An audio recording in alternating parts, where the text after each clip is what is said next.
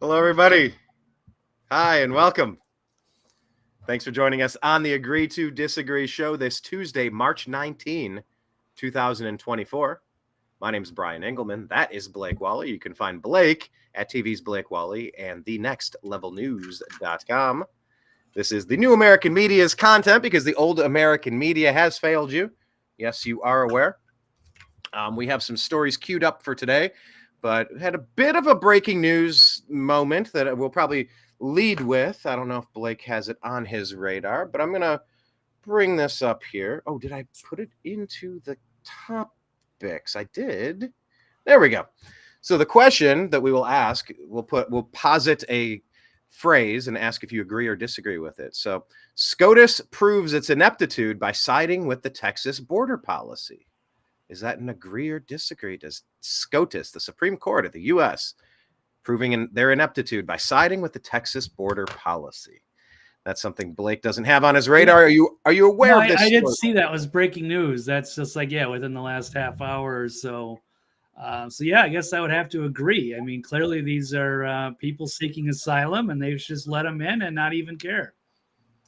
Who cares about the border? Yeah, I mean, and let them vote in the next. Yes. You and I who've worked in bars our whole life, like, why bother checking IDs on the way inside? Just let everyone in. Doesn't matter. Get rid of the metal detectors too. That's discriminatory. Exactly. But anybody in, we don't need bouncers. We can fix it. Yeah. So I'll just no security. They don't need to check IDs. I don't care. Just let them all in. Yeah. Why does anyone care about anything? That's so, like, I don't know, passe. Why would someone care about something? Like, exactly. Just, where's the upside to caring? I don't know.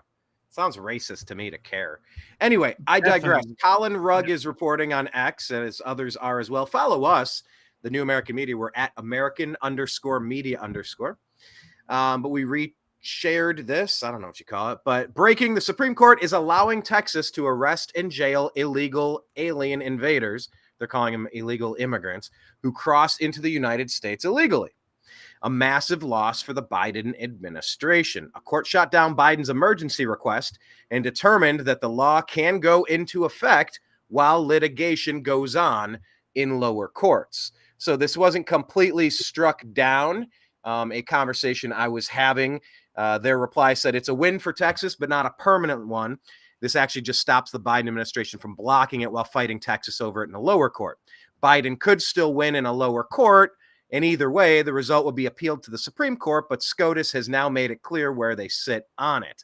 So what you have is the law SB 4, allowing police officers to arrest illegal alien invaders and impose criminal penalties on them. It also allows state judges to deport people back to Mexico. Big win. So this was so big, I added it to the title of today's show, even though the topic didn't make our show stack, Blake. So let's unpack this a little bit. Like I said, this doesn't strike Biden's appeal down, but it means that Texas can keep doing what they have passed as their law unless the Supreme Court blocks it or it's blocked at a lower court level. So let's unpack it for a second. What do we make of all this? Well, this should be like the way it's always been, or this should be like the standard procedure. If somebody comes into the country illegally, we don't even know who these people are. They're not supposed to be here. So, they need to be identified and removed. And that's how it's always been. But all of a sudden, they've normalized this idea that we can just have, anybody come in, and we're incentivizing. They've changed the policy. Not only that, we're rewarding people for coming here illegally. It's like, hey, you can come in here, and then we'll just here's some money. Here's we'll send you wherever you want to go. Here's a phone. We'll track you. Make sure that we can keep tabs on you.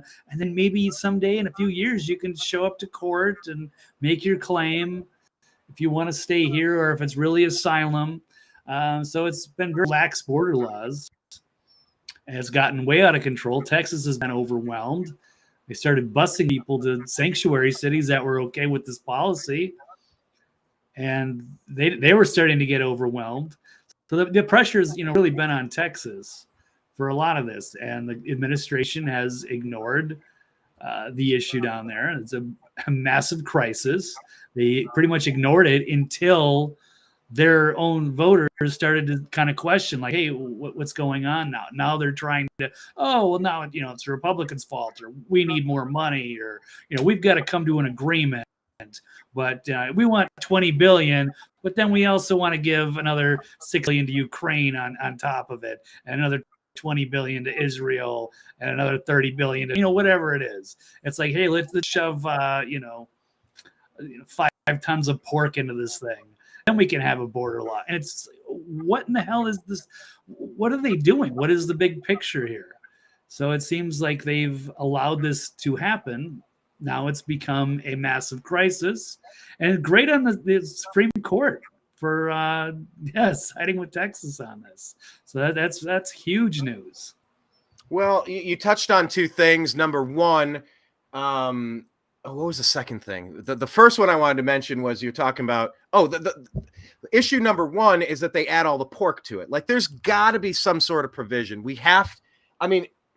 It's the way that the swamp operates, but it cannot be the way that it operates anymore. It has to be changed, where there's a single issue. You have to have a maximum of X amount of pages. This omnibus stuff, this Affordable Care Act, Obamacare, 1,800 pages nobody ever read, dropped the night before.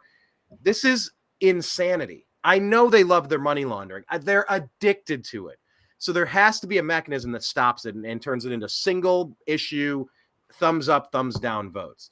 The second thing, you were talking about money for Ukraine and Israel. I'm not sure if you followed it. Once again, not in the stack, but it was something that I was charting. It sure seems like the Biden administration is trying to overthrow Netanyahu in Israel now. I'm not sure if you were following that over the weekend. I have a hunch that's something that would make you happy. You're not a big fan of Bibi. But over the past week, that chatter has grown probably loudest it's ever been.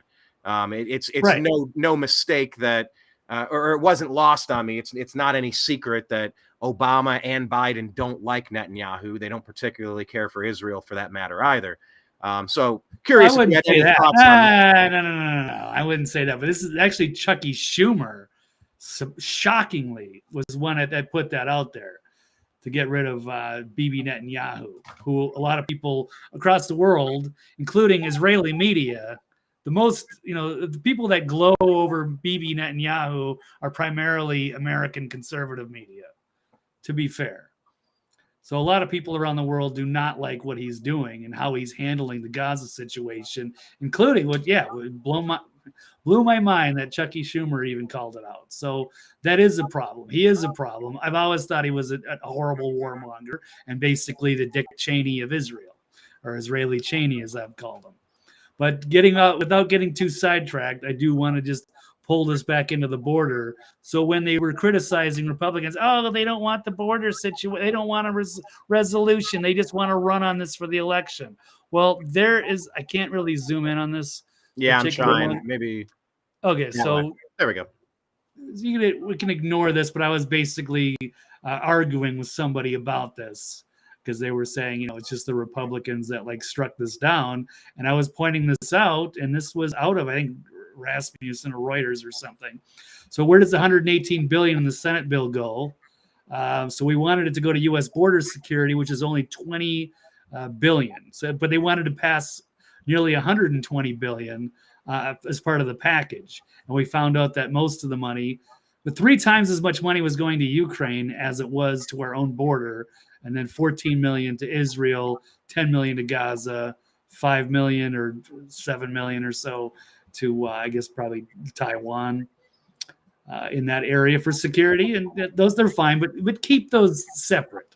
These don't have to be all lumped in together, and then when it gets shot down, you're going to blame the Republicans. It's disingenuous. It's the same way that they tried to frame this bloodbath thing over the weekend, but we'll get there. Yeah, we will get into the bloodbath thing for sure. But yeah, everything they do is disingenuous. That there's no doubt about that. I mean, I was listening to a deep dive on Social Security, Medicaid, how these programs are all going belly up.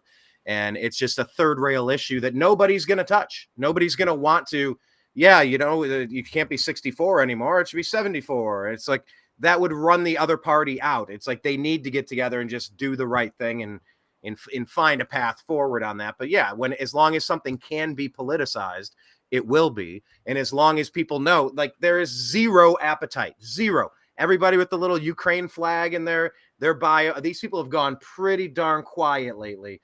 But even those people don't support continuing this forever war against Russia through Ukraine by proxy. So since there's no appetite from the American public for it, they work it into the border bill and they mash it up and put it in the blender so we can't pick it apart. It's like, yeah, I'll take the food. You can take your bugs out. I don't want to eat bugs. I want to eat steak. So sorry, World Economic Forum. I'll pick out the bugs.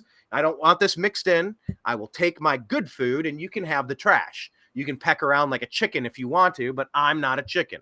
Thank you very much. Yeah, it's the way that the swamp has been operating for far too long. But yeah, just having a more restrained and refined willingness to spend other people's money. It's a lost art on the people in Congress and people in the White House in general.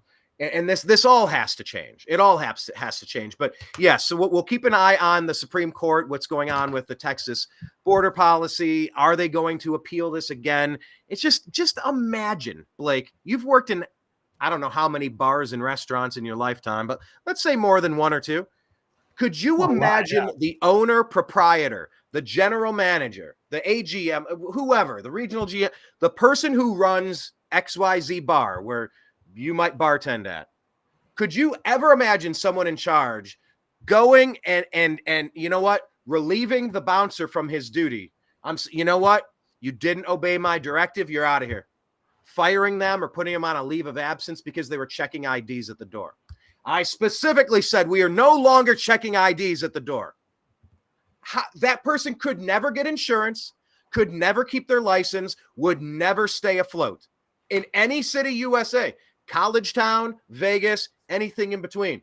They would never stay in business. They would have their liquor license revoked so fast. So for Biden and the cronies, the Obama cronies surrounding him in DC, to go down into Texas and give them grief and file lawsuits, how dare you do the right thing?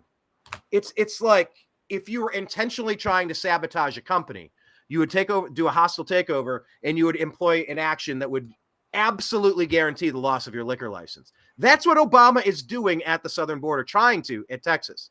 It's Obama's handlers, the Biden administration, I know, but is it fair to kind of make that analogy right there? Is it similar to just trying to blow up your own product intentionally? We've had so many killings from people that snuck in, broke into this country illegally. All these people across the country, the mother-daughter walking across the street, the nursing student in Georgia, the kid the girl that, it's all over the country. None of it would have happened if they would have checked IDs and said, yeah, that's not you, buddy. See ya. None of it would have happened. Is it a quasi-fair analogy I'm making? Yeah, because most of my bar work was in Las Vegas, working in the casinos, MGM, New York. We had security. We had cameras everywhere. We had to check IDs. Yeah, we couldn't just let anybody in. That would be, we could lose our liquor license. We could get shut down by the state. I had the license, you had to have a, sheriff's card, fingerprinted, registered with the state. That would be massive problems. And why would we want to even bring those problems into the bar? Why would we want to have minors or, especially like some of these nightclubs? They have to have, metal detectors going in. You got to keep the people in there that are secure. It's their spot. They paid to get in, and they should be able to have a good time. You don't want a bunch of high school kids coming into, the bar where you're hanging out with, causing issues. Nor would you want just people, who knows, or letting them, as soon as they charge a big cover charge, which, I wasn't a fan of those nightclubs, but I mean, that also kind of creates a barrier for the kind of clientele that you're going to bring in there. Amen. You let the people in for free and don't check IDs. Yeah, you're just asking for trouble. You're asking to get shut down, and then everybody gets hurt. Everybody loses their job. Yeah. It keeps the riffraff away if you charge $20 or $40 or $60 at the door. You know, the dirt bags and be like, I'm not paying that. It's like, good. I had somebody explain like where you live. The only thing that money will get you is a better zip code. It's like you have the same size, you know, in general, but it's like when you live in a nicer neighborhood, it tends to kind of keep, you know, they call them low rent people. It's just people who are not spending a lot to be there. It's the cover charge. Oakland is famously the only city in America that has a cover charge because it's connected by the bridge and you got to pay the toll to get into Oakland across the bridge. So it's like a city that requires a cover charge. Kenneth was asking if you have ever heard of Duffy's in Minneapolis. It sounds familiar. Now, I was born in Minneapolis, was raised in St. Paul, so I didn't go to a lot of the bars in Minneapolis. Oh, okay. Once he did it. It's a great town for that. Yeah. Yeah, he said he worked. You ever worked at the bar Gin? I don't know what that is, or if that's a. No, when I was 21, I moved to Vegas, so I didn't do a lot of drinking and bar hopping in Minneapolis, St. Paul. So that was only kind of afterwards when I came home for visits. But even that, not a whole lot. So I never really got into the whole Minnesota bar scene. But it is they got some cool places, absolutely. Well, I can't even think of how many places I've bartended at, because I also worked with a temporary several staffing agencies, and you know, you work at multiple places each week, brand new spots. But you know, one of the places that I was bartending and promoting down in Long Beach, where I was booking bands, it started getting a little dicey, a little sketchy, depending on who the promoters were. They were bringing in some really rough around the edges people, and I stopped working there. I think it was the next week or maybe within 2 weeks, there was a shootout at the place. A couple of people got shot. So when you charge a cover and you're bringing in more high quality people, at least people that are willing to spend a little bit more money to do it, it forces away some of that criminal element. It keeps away some of the violent activities, the losers, the deadbeats, the monsters, you know? So it's like, you don't want your bar to turn into a punch palace any more than you want the cartels or Venezuelan prisons being dumped into your neighborhood, into your school system, onto your street corners. You know, you got to call Patrick Swayze in as your new bouncer and clean up the bar. Absolutely. Right. Let me just see what Jocelyn said. She said, now illegals are getting information from influencers on how to squat in empty homes. If you leave your home unattended, you're a target. Yes, I shared that out earlier today, I believe on X. We're at American_media_, maybe also on the Agree to Disagree show private group on Facebook. But yeah, I shared that out. That was one of the reasons why I left California. They made it so easy for squatters to break into your place, and then you can't kick them out. You would get arrested for removing somebody who's criminally trespassing on the property you own. Make it make sense. Make it make sense. No general manager would ever get rid of their door guy or instruct their door guy to not do their damn job. And now you're just seeing the repercussions of this. It is so obvious. That was what's policy. going on in this country. It was also a little side plot in the show Silicon Valley, which was hilarious. Highly recommended. Brian, I don't know if you did see that one. Mike Judge. I never watched it. What was the side plot? It was about bartending or squatters. It was just part of the one of the storylines in the one of the last seasons. Gotcha. But, I meant to watch that one and Party Down. That was about service. That's only 2 seasons. Yeah, you should watch that one because that was. It's been on my list for a while. Yeah. Jocelyn adds the only bar she's ever worked at was the Queen Mary in Long Beach, and yes, it's haunted for real. Yeah, that was the first time I ever met. Yeah, it was the sister ship to the Titanic. I stayed there for Thanksgiving and just rented a room. It's creepy. It's a little creepy. The ballrooms are big and awesome. That's when I first met Tom Danheiser, the producer of Coast to Coast, and George Norrie. Yeah. I told my ghost story on air. That was pretty cool. On the Queen Mary, they did Ghost to Ghost. So instead of Coast to Coast, it was Ghost to Ghost. So yeah. Okay. Anyway, but yeah, I thought that was an important story to mention, that the Supreme Court is not showing ineptitude. They are doing the exact opposite. They are blocking. It's not even ineptitude. You know, we've had this conversation. Is Biden incompetent, or is he playing for the other team? Completely playing for the other team. I used to go back and forth, completely playing for the other team. Because it's like, if you wanted to shut your rival bar down that's taking half your business, put someone in charge that pulls the bouncer off the door. Then you just send the ATF or whoever's doing their checks. You shut them down indefinitely. If they're serving people underage, oh, it's so easy. Then they're done. So it's like they're trying to tank the United States. But anyway, that was one Supreme Court story. Go ahead. Just a very quick story, Brian. It's a sad story for you, but the Hog's Breath in St. Paul, Kenneth brings up, that's right by Roseville, I believe. I've been there many times. In fact, that's where I watched the Cubs beat the Indians in the World Series. I was at the Hog's Breath. Sorry, buddy. Oh, you had to bring that up. God, we were up 3-1 in that series. Yeah. We were up 3-1, and Trevor Bauer sliced his finger open. That's on Rice Street. Yep. Yeah, so he's familiar. All right. Well, let's stay on the SCOTUS train here and bounce over to this one, because this is. Well, do you want to stay with Elon? Because there's a red wave, and maybe we should get into that video. I don't know if you saw that with the millions of illegals. Well, I got this. I got SCOTUS and SCOTUS back to back. Then I have bloodbath and red wave. So it's kind of like two stories tied together. Yep. So let me ask you about this one. Blake, agree or disagree that the First Amendment is hamstringing the government's efforts to communicate? Dear Lord. Well, this one's kind of odd. Yeah, in a way, I have to agree, but that's also precisely the point of the First Amendment. So, yes, that's it's doing its job effectively. And then we have another one from the SCOTUS. This will just not the whole SCOTUS, just Justice Jackson here, who says the First Amendment is hamstringing the government in its efforts to censor speech. That was her remarks on Monday after the context of the Murphy versus Missouri case has sparked backlash amongst Trump supporters. Well, it should be anybody who supports free speech and likes America, not just Trump people. But anyway, during the proceedings, the Supreme Court heard arguments initiated by 2 Republican attorneys and 5 social media users. They accused Biden administration of exerting undue pressure on social media platforms to remove misinformation, arguing that such content moderation constituted censorship and violated their First Amendment rights. Of course, that's true. Now, the outcome is anticipated to have significant implications as it could establish standards for free speech in the digital era. And then Justice Jackson expressed skepticism about the ruling that would restrict the government's interactions with social media. And she raised concerns about potentially hamstringing officials' ability to communicate with platforms, particularly in addressing issues related to the COVID-19 pandemic.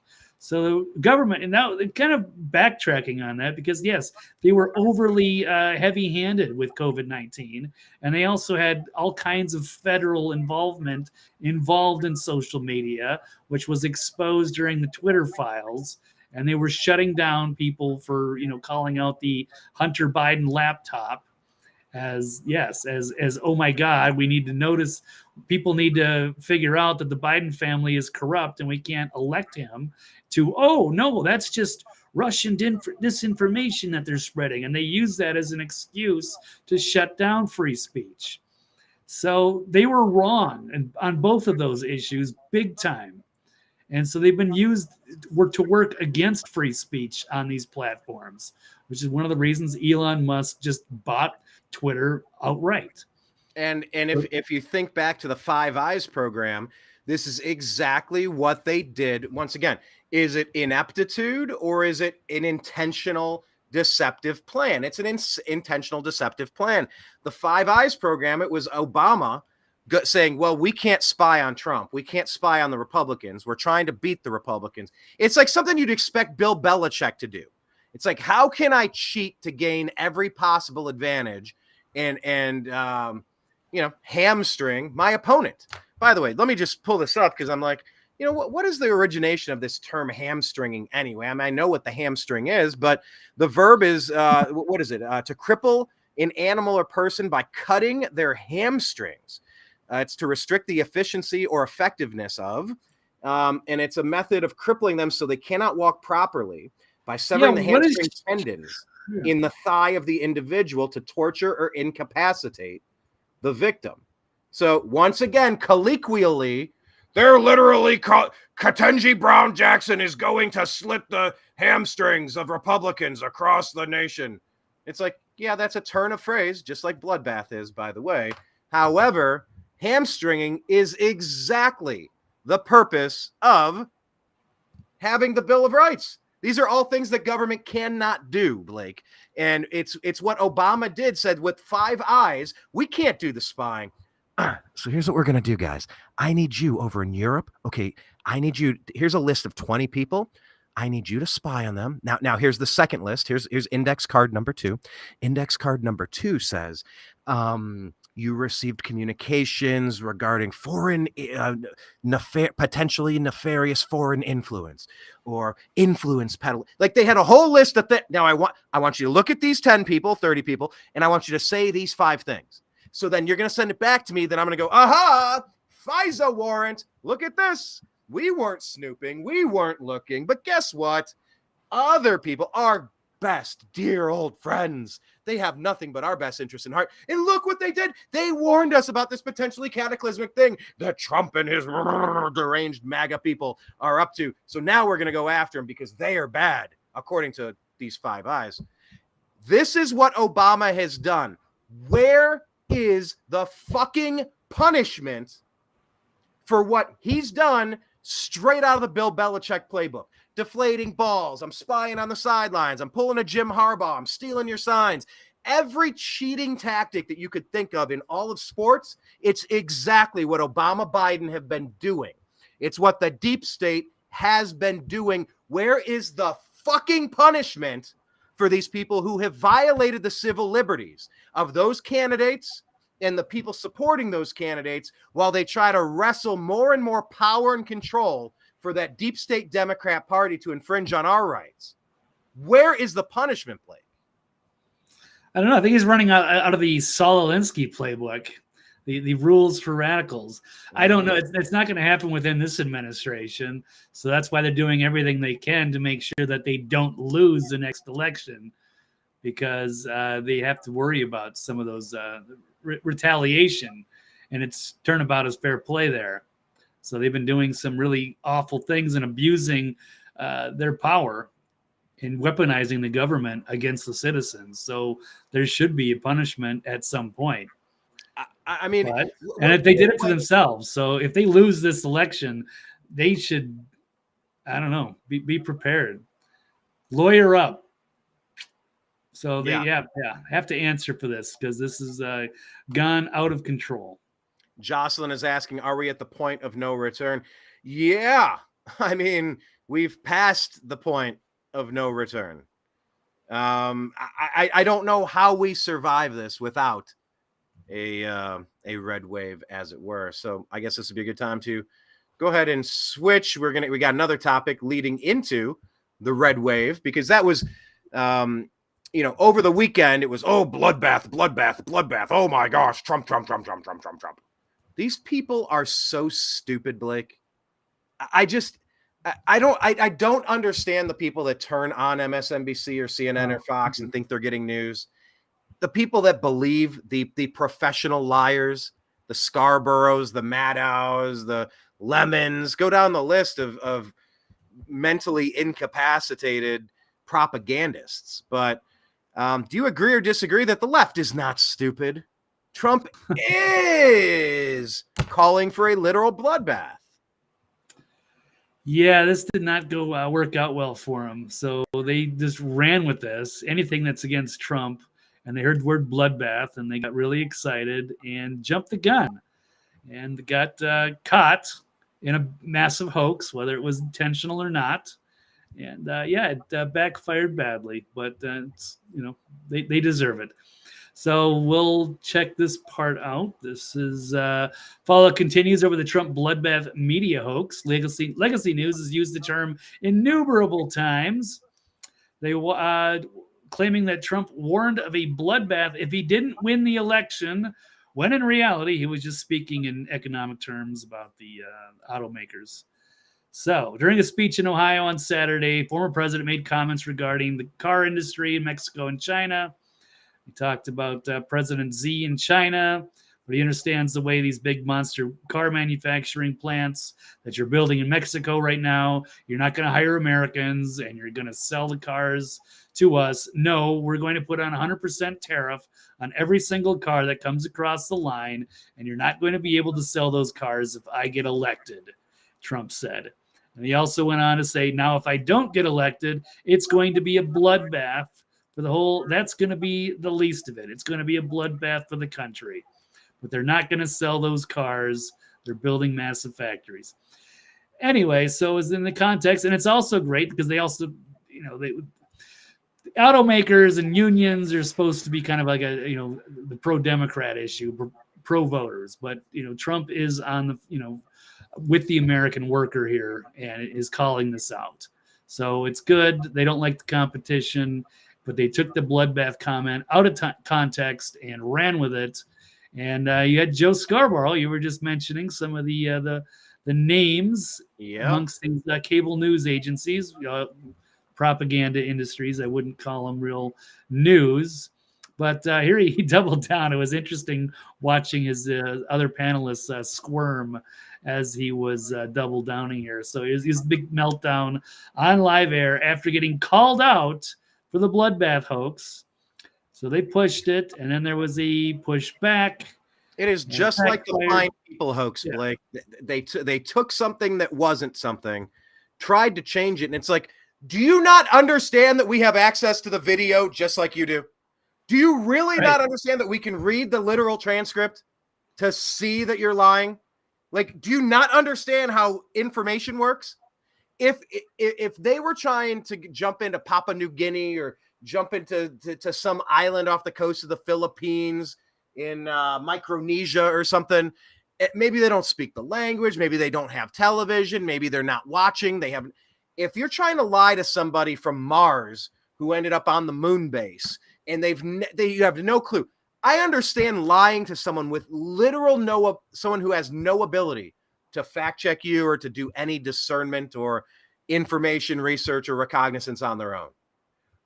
But for these people to try to do that in 2024, I just don't understand the cost benefit analysis that would cause someone to say, you know what, I'm going to keep repeating the fine people hoax and say that Trump said Nazis are fine people.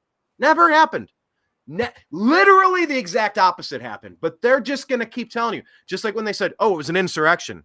I'm sorry, what? Yeah, January 6th, that was an insurrection. An insurrection, you say? Huh, that's interesting, because now I hear like everybody on your side of the aisle repeating that phrase about 15 times per 10-minute episode. Insurrection. You mean it was an insurrection where not a single Trump supporter fired a single shot? You claim that was an insurrection? You understand we can see this mostly peaceful protest. Yeah, people are throwing some things, a little bit of pushing and yelling and blah, blah, blah. But like not a single shot was fired. That's not an insurrection. Well, yeah, it was. And we're going to lie about it for 3 years straight. Okay. I mean, I guess if you're going to double and triple down, have fun. Have fun doubling and tripling down.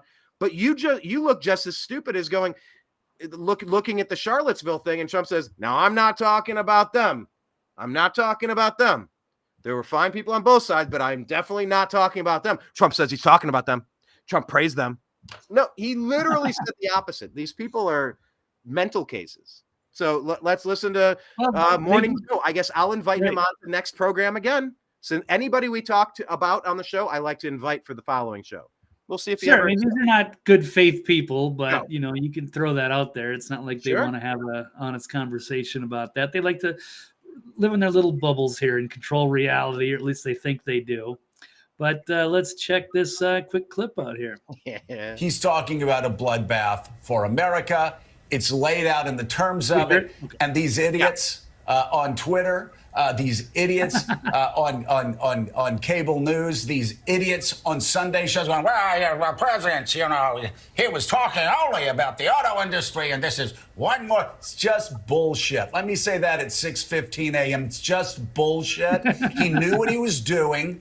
We're not stupid. Americans aren't stupid. He was talking about a bloodbath. Sometimes a bloodbath means a bloodbath. And when he finishes by saying, and that's just going to be the least of it, seriously, these people may be stupid. We're not. No, actually, you are, Joe, and you just made an ass of yourself again there, trying to double down and have a meltdown rather than be intellectually honest and say, hey, a lot of us don't like Trump in the media, and we had a clip we didn't know, it was taken out of context. We just assumed Trump was meant to bloodbath, but, our bad. Instead, no, we're not stupid. You're stupid. I mean, it's amazing. They keep getting away with this. Now, Well, not really, because look at the body language, even by his wife Micah and whoever that guy is. They're just like, oh my god, what do we do? Wait, hold on. Is that his wife? Yeah. Wait, they're married? Yeah, you didn't know that? And actually, that's one of the people we forget to mention sometimes. Her dad, Zbigniew Brzezinski, the grand chessboard, like him and Kissinger and David Rockefeller. George Soros. Who's the other ones that have died and they've passed on? But yeah, some of these awful Rothschild. Oh yeah, and that's right, Jacob Rothschild. Mm-hmm. So we forget that her dad was also in that same kind of elite group. Oh yeah, Brzezinski. I mean, he's him and Soros. I mean, peas from a pod. The Kissinger, yeah, all these people. They're all together. If you want to find out who's been steering us off the cliff, like the end of Thelma and Louise, look no further than that top 15 list of megalomaniacs who want to overthrow everything and rewrite reality at every turn. For sure. Yeah, definitely underrated as far as like negative influences on America and the world over the past 100 years. For sure. So yeah, I did have a clip. I don't know that it's really important that we drive this into the ground, but if you look for the New American Media on X, we shared something out. It was like this nice long clip of all the times Democrats are recently using the term bloodbath. It's a phrase you use in the stock market. Oh, there's a bloodbath on Wall Street today. Apple stocks tumbled 15% on news that they're giving up on artificial intelligence, and they're going to outsource Siri instead of developing their own. They're going to use the woke Google racist AI. Now they are doing that, but that's not an actual story as far as I know. But I mean, how does Apple not develop their own AI? What a failure! But Steve Jobs, man, that's gone downhill dramatically without their super genius running the show at the top. Yeah, exactly. I do want to talking about a bloodbath. Let me just touch on this. It wasn't in the stack, and then we'll move on to the actual red wave story here, because we're kind of discussing election interference and moving from what Trump is saying into the next story. But I just want to touch on two quick things, and we'll move on. I don't need to spend too much time on this story, but this is huge. I got two things I want to mention. Monday, March 25th, will be a reckoning on American politics. This is from Travis and Flint on X. Trump must post a $454 million bond, or the appeals court must delay his payment, which they most likely won't. If that fails to happen, New York Attorney General Letitia James will immediately start going after his properties to cover the cost, including Mar-a-Lago. She will begin the process of absolutely bankrupting the leading presidential candidate, who is ahead of her side's leading candidate in the polls. This is the reason that the crook Arthur Engelman made the judgment so high. Less than 3,000 people on the entire planet could come up with $500 million without selling off major assets for low return. If she goes through with this, it will prove once and for all that the Democrat Party has put an end to democracy. The second part I wanted to mention was another, this is Simon Ateba on X. So Trump has exploded over election interference in New York. In his inability to post a bond and potentially lose his business operations there in 6 days, on the 25th of March, he posts 8 times within hours. He writes, the only fraud in the Peekaboo James case, our failed and disgusting New York State Attorney General, was her convincing judge in parentheses, or quotation marks, Judge Arthur Engelman, to put a value on Mar-a-Lago in Palm Beach, Florida of just $18 million, when it is worth 50 to 100 times that amount. This was fraudulently and illegally done, working closely together in a corrupt communist system to set their narrative after learning that their values and facts were completely wrong. Businesses will flee the state as migrant crime and violence continues to flourish. I paid $300 million in taxes, and this is what I get? Witch hunt. By the way, that'd be a great t-shirt. I paid $300 million in taxes, and this all I get is a stupid shirt. Any business thinking about moving into New York State is crazy. And by the way, the same goes for California, which is why I left. The level of anger and hostility toward businesses and business people is incredible. Numerous people have spoken to me about this since the racist and politically corrupt AG who ran for office on a platform of I will get Trump without knowing anything about me or my business, and her corrupt puppet judge, Arthur Engelman, who has already been overturned 4 times on this case, a record, started doing a number on me. Engelman laughed with disdain at the appellate division, his superior court, when they handed down a decision which essentially ended most of the case, and he refused to abide by it. This is the first time something like that has ever happened in New York State. He's a crazed, Trump-hating, rogue judge, has zero respect for the appellate judges, and has torn apart the legal system in New York State, making it impossible for outside businesses to want to come there. Existing businesses will flee. Engelman will not do what the appellate division has ordered him to do on the statute of limitations. This has never happened to the appellate division before. Remember, he is a judge that fraudulently valued Mar-a-Lago at $18 million and who was already overturned 4 times on this case, a record. He wants to put me up the ridiculous fine. I did nothing wrong before I get the chance to appeal his crazed ruling. So they want him to pay this first before he can even appeal it. It's insane. Election interference. Engelman actually wants me to put up hundreds of millions of dollars for the right to appeal this ridiculous decision. In other words, he is trying to take my appellate rights away from me when I've already won at the appellate division, but he refuses to accept their already made decision. Nobody's ever heard of anything like this before. I would be forced to mortgage or sell great assets, perhaps at fire sale prices. And if and when I win the appeal, they would be gone. Does that make sense? Witch hunt, election interference. I shouldn't have to put up any money being forced by the corrupt judge and AG until the end of the appeal. That's the way the system works. If I weren't running for president and leading by a lot, none of this legal lawfare would be happening. Election interference, MAGA.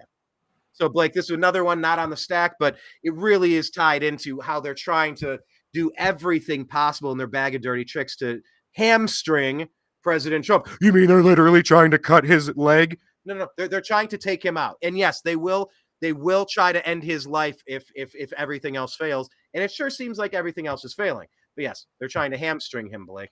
Any thoughts on this one before we move to the red wave topic?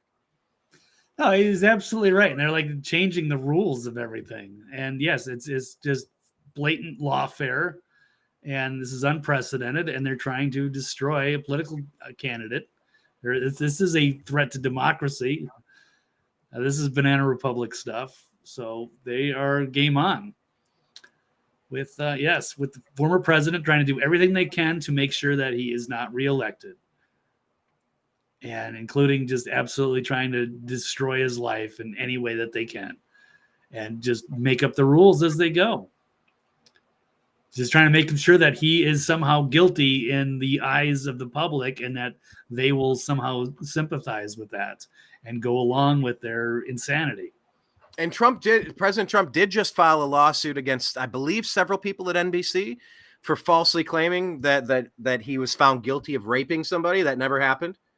And he never presented his evidence. Yeah, like with we saw the Law and Order episode where she got the information from. She has zero credibility. She's batshit insane. Doesn't recall where she was, when it happened, what year, what she was wearing. The thing she said she was wearing wasn't invented yet. It's like everything that just stops that accusation dead in the tracks. The one that was past the statute of limitations, they changed the law specifically to let this lady go after him with all of the exonerating evidence that President Trump had that they wouldn't let him use. It's pure insanity. But then they made it defamation, like he was in. But it was like she has no cause to bring this even up. So and then the way that she's acting, the affect when she's laughing about, like, if you were actually abused by somebody, you wouldn't have their number 1 rated TV show as your favorite TV show. You wouldn't be laughing about going to get facials and go shopping on MSNBC. Like, you'd be haunted by that time I was invaded by someone like a Harvey Weinstein, Fauci. I have no bodily autonomy, and you're going to stick something inside of me. Like, you'd feel gross. You'd be ashamed. You'd feel like none of it adds up. None of this Trump stuff adds up. It's not like she was trying to get on The Apprentice or something, and they had a private meeting in his office. I mean, this was like you're at like this super ultra huge ritzy department store in Manhattan, and you're trying to claim that Trump like sexually assaulted you in a dressing room. I mean, it was just such insane BS. But I mean, it's sad to see a lot of the people they want to believe this so badly and just smear Donald Trump for everything. Even if it's completely ridiculous, and they're just trying to make it 85 million or something. It's insane. So, and in today's day and age, I don't think an accusation has ever meant less than it means today. We've seen so many innocent people, whether it's Trevor Bauer, the Covington kid. We've seen false accusations with Jussie Smollett, with Kyle Rittenhouse. Oh, he's a white supremacist who just randomly. It's like, no. He had white people attack him, and he defended himself as the city where he works was burned down. He had no business there. He worked there. All his friends were there. Yeah, he had family there. He's lived there his whole life, like in that general area. Like he just showed up with a gun and started shooting because he's a racist, Brian. I mean, they actually believe this stuff. These stories that they just push.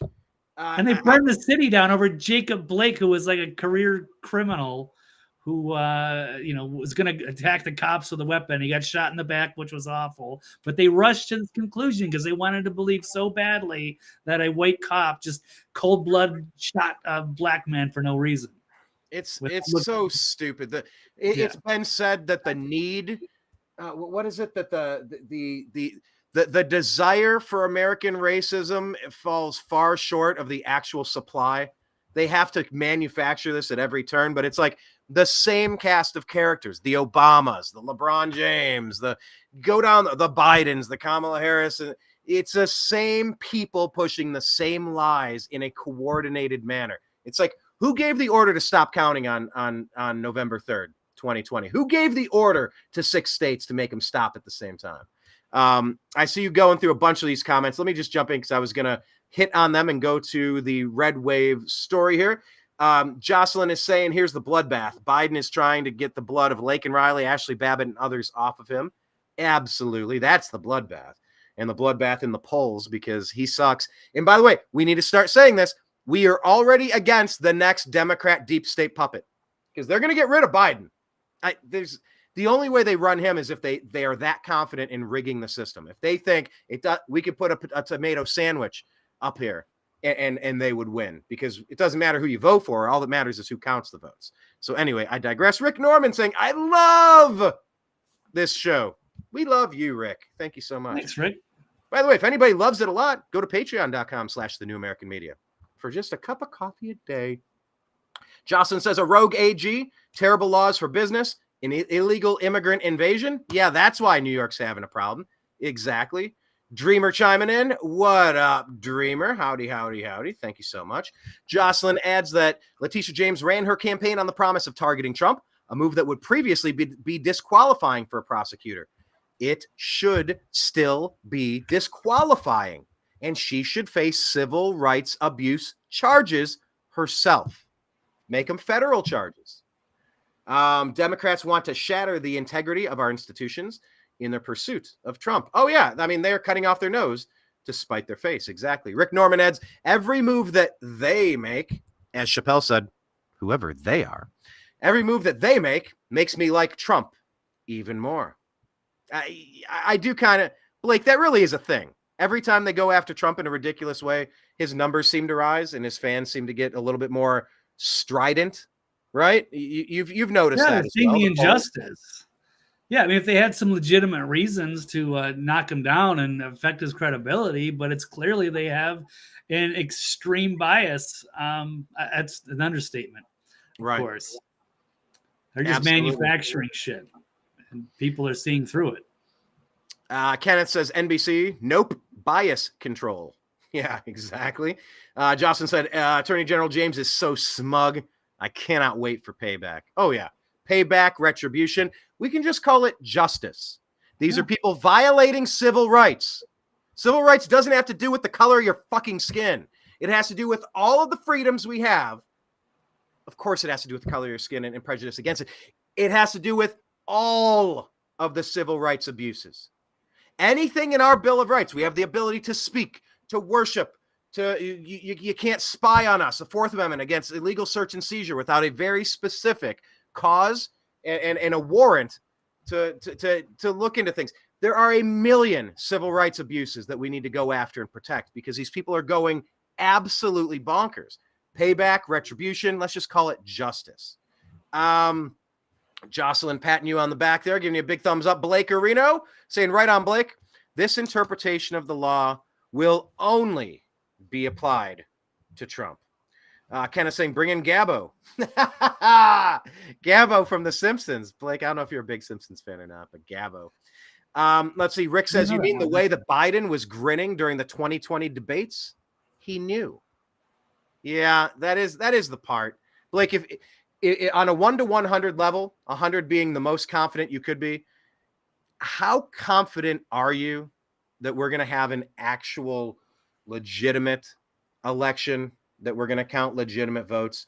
Are you at a 1 or a 0? Are you somewhere around 50? Are you around 99? Somewhere on like what? How confident are you? I'm not entirely certain where I stand on this.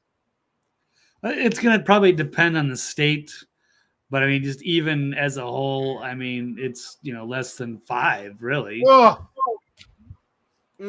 Less than 5%. No, the confidence that we're going to have anything, I think that might be too high, and that's only because maybe some states will do things differently. I can have high, faith in maybe something like Florida, but not California. Yeah, there might be a few states that are just lost. But once again, maybe the Supreme Court needs to step in and just challenge some of these systems. But hey, look, President Trump has taken over the GOP now. Laura Trump and some other guy, they're running it now. And they're going to bring in, do you see that they're bringing in Scott Presler, Blake? So he's going to do all the ballot harvesting, all the legal ballot harvesting that the Democrats are doing. Pressler's going to be doing this, rolling it out everywhere. I wish they would have done this 3 years ago.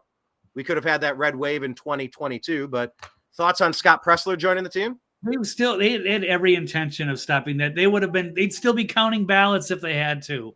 They were not going to lose it at 2021. So whether they stopped in the middle of the night and found, ballots and the mail-ins, they would have found some way to keep counting and counting and counting until they eventually got whatever they needed.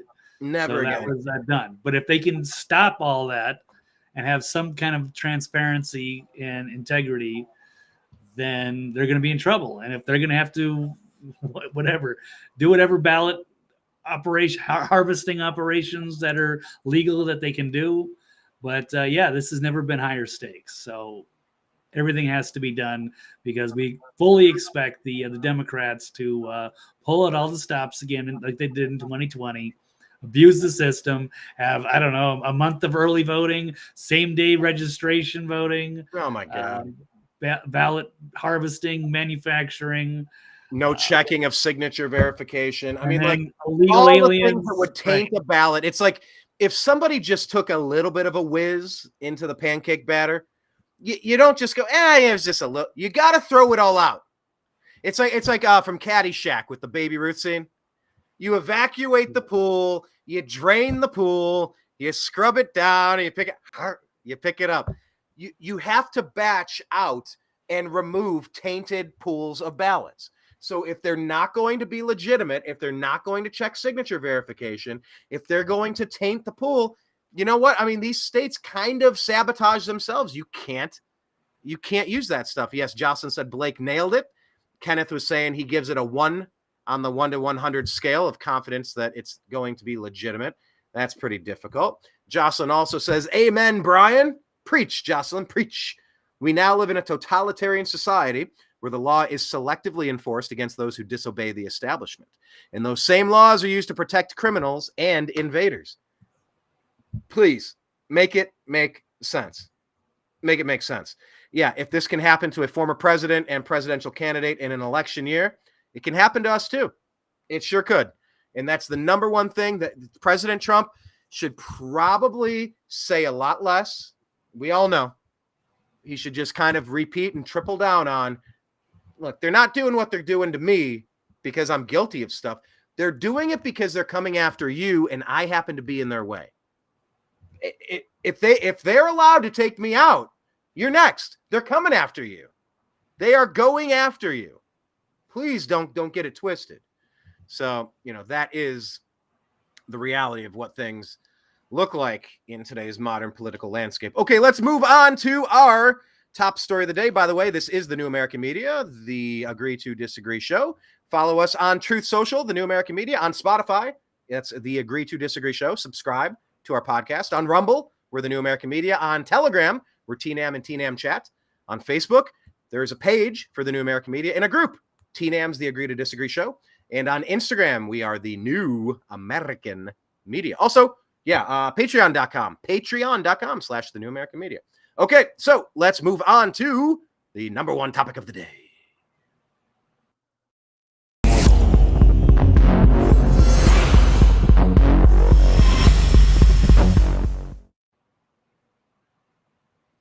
Yes, Kenneth B. Vote and toke. Vote and toke.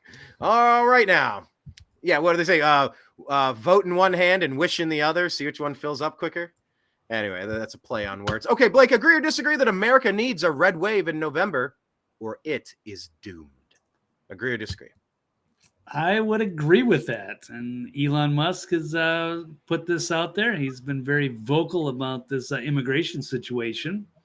And so, as what he said, there is either a red wave this November or America is doomed. The United States as a coherent country will cease to exist.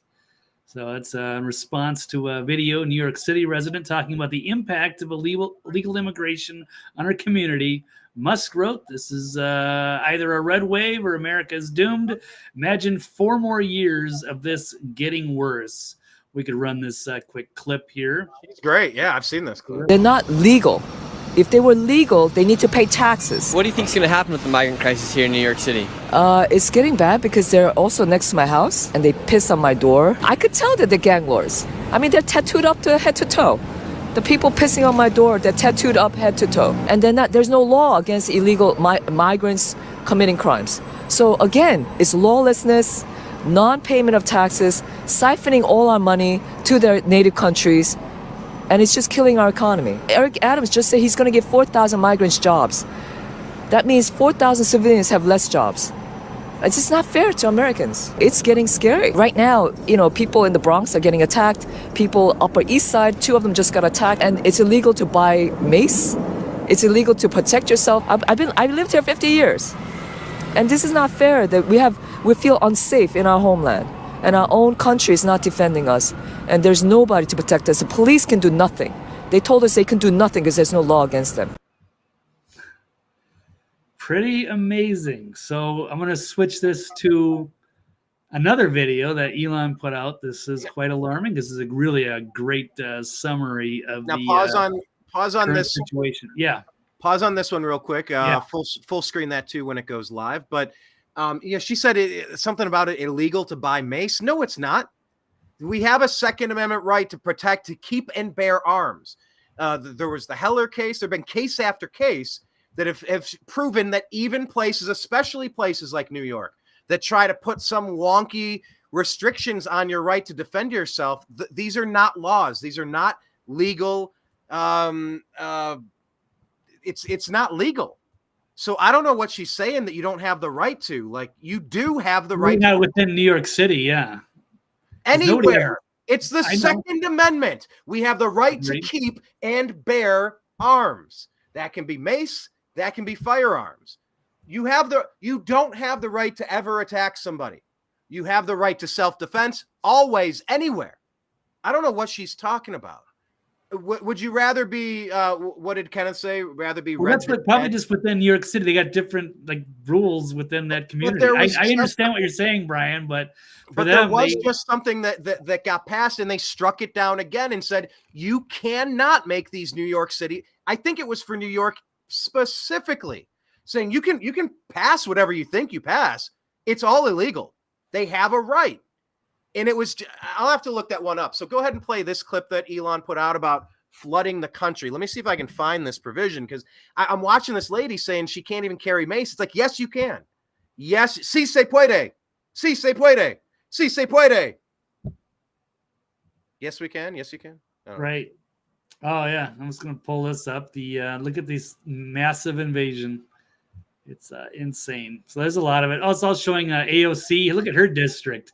Just over. See, she's so pro-immigrant, but look at her community now. I'm sure they're really glad that they voted for her. I think that's enough. But yeah, we got California bill to use taxpayer funds to protect violent illegal migrants from deportation. Well, Brian, neither of us live in California anymore, and there's many reasons for that. But I can only it's gotten so much worse. But here we go, and Elon's calling this to attention: the Democrat open borders plan to entrench single-party rule. So here is the grand plan here. The Democrat open borders plan to entrench single-party rule, explained in under 2 minutes. 1. Flood the country with untold millions of illegals by land, sea, and air from all over the world, enough to eclipse the populations of 36 individual U.S. states so far. 2. Prioritize the needs of these millions of non-citizens over the needs of the American citizen, with free flights, buses, hotels, meals, and phones, ensuring their loyalty to the political party that imported them.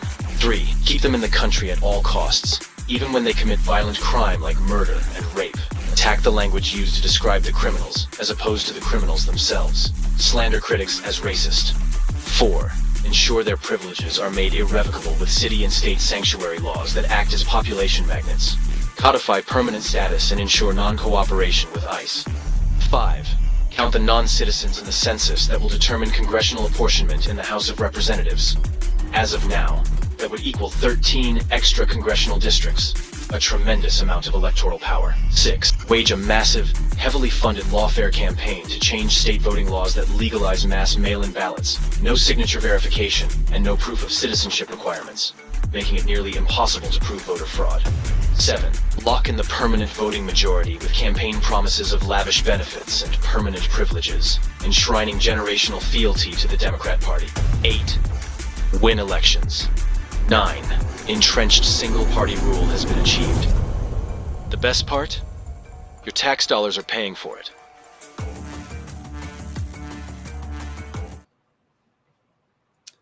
Yeah. Good Lord. Yeah, that's quite the summary. That is what a neighboring bar owner would do to torpedo the more successful bar. You would make sure that bar falls into absolute chaos and that they're shut down so you can succeed. That they're trying to shut America down.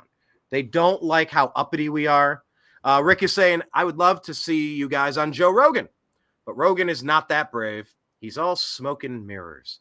Well, I like that idea. I would love to talk with Rogan again. I met him outside of where's he at? The Comedy Store? In LA on Sunset there? I forget Not what the that one one's on called. Sunset. The one on, what was that, Melrose? The other one. There's the Comedy, the Laugh Factory. What was the other one? Anyway, I can see the place. I met him outside, talked to him briefly. I would love to talk to Rogan for a couple of hours. If he'd be willing to talk to somebody who's, hasn't quite blown up yet, I would love to talk with him. So, Rick, why don't you send him a tweet and say that we should be on the show? We'd love to.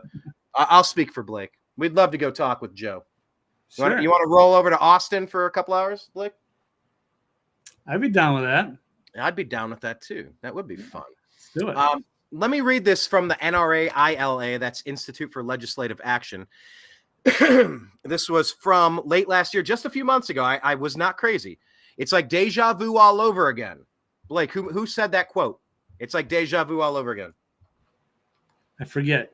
Yogi Berra, the king of quotes. Another New York guy. But a court has struck down the New York gun licensing law.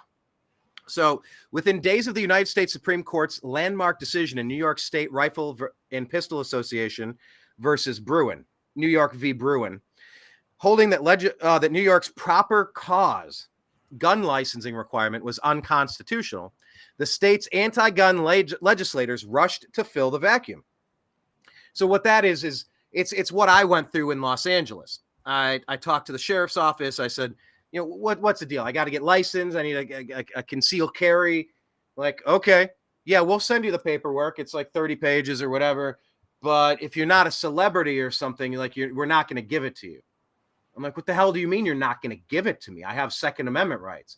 He goes, you have to prove proper cause. I go, the cause is that I choose to remain peaceful and I would like to go about my daily activities unmolested by monsters. What proper cause? Well, if you're, a basketball star like Kobe, I know we issued one to Kobe. We gave one to Shaq. We gave one to some television personalities, people that could high profile. I go, what the hell does self-defense have to do with high profile? Anybody could end up a potential victim anywhere, USA. So that's what the proper cause thing, the gun licensing requirement that was ruled unconstitutional.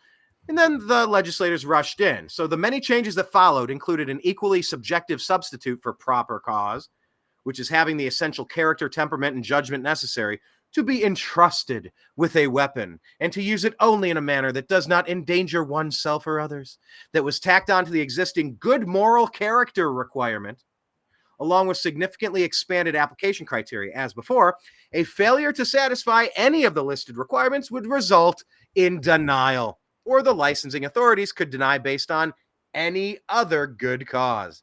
In New York City, the gun licensing law before and after Bruen kept its similar good moral character and good cause language, although the definition of good moral character was amended to follow the change in state law. The federal court concluded on October 24 that the retention of the good moral character and good cause assessments in the NYC licensing law was unconstitutional under Bruen. The case involved Brooklyn resident Joseph Sroer, who applied to the New York City Police Department License Division for a permit to possess rifles and shotguns and later handguns in his home for self-protection.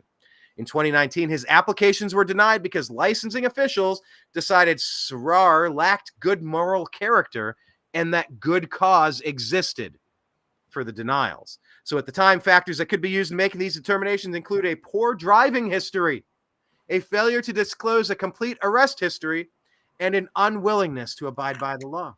In his case, officials cited derogatory driving record, which included 2 violations committed while on a jet ski, as proof of an inability to abide by laws and regulations, showing a lack of moral character, blah, blah, blah, blah, blah, blah. So the whole point is they keep trying to fuck with you. They keep trying to take your rights away, but it is illegal. It is unconstitutional. So to that nice lady who lived in that New York area for 50 years, number one, yes, you do have the right to keep and bear arms. We have a Second Amendment. That's not if this or good moral that, or as long as it's not this type of that. We have the right. Like the Supreme Court has ruled on this. Also, get the hell out of New York. If you're not banning Georgia and New York out of what they're doing to President Trump for all unnecessary business endeavors, I don't know what you're doing. If you haven't fled a blue city and you have the opportunity to, do it now. You have to leave these awful backward blue cities while you still have your life, because they seem to be prioritizing all the wrong people, all the violent people. They don't give a shit about the taxpayer. They care about the bad guys. They care about the rule breakers, the permanent underclass, the Democrat deep state slaves they think that they're importing, who will permanently give them more political power. Or maybe it's temporary. Then they'll just try to import some more. You have got to get out of these areas. You have got to flee Los Angeles, San Francisco, Chicago, New York, please, because your life is in danger staying in a place that's not going to allow a good person to protect themselves with lethal means. We have a right to keep and bear arms. So anyway, that was the wraparound there. New York. What about for illegal aliens, Brian? That's another one. You want to pull that topic up? That's another one, right? Might Let's as talk well. about that. If you find it faster than me, go for it. Where's that? Oh, yeah. Here you go.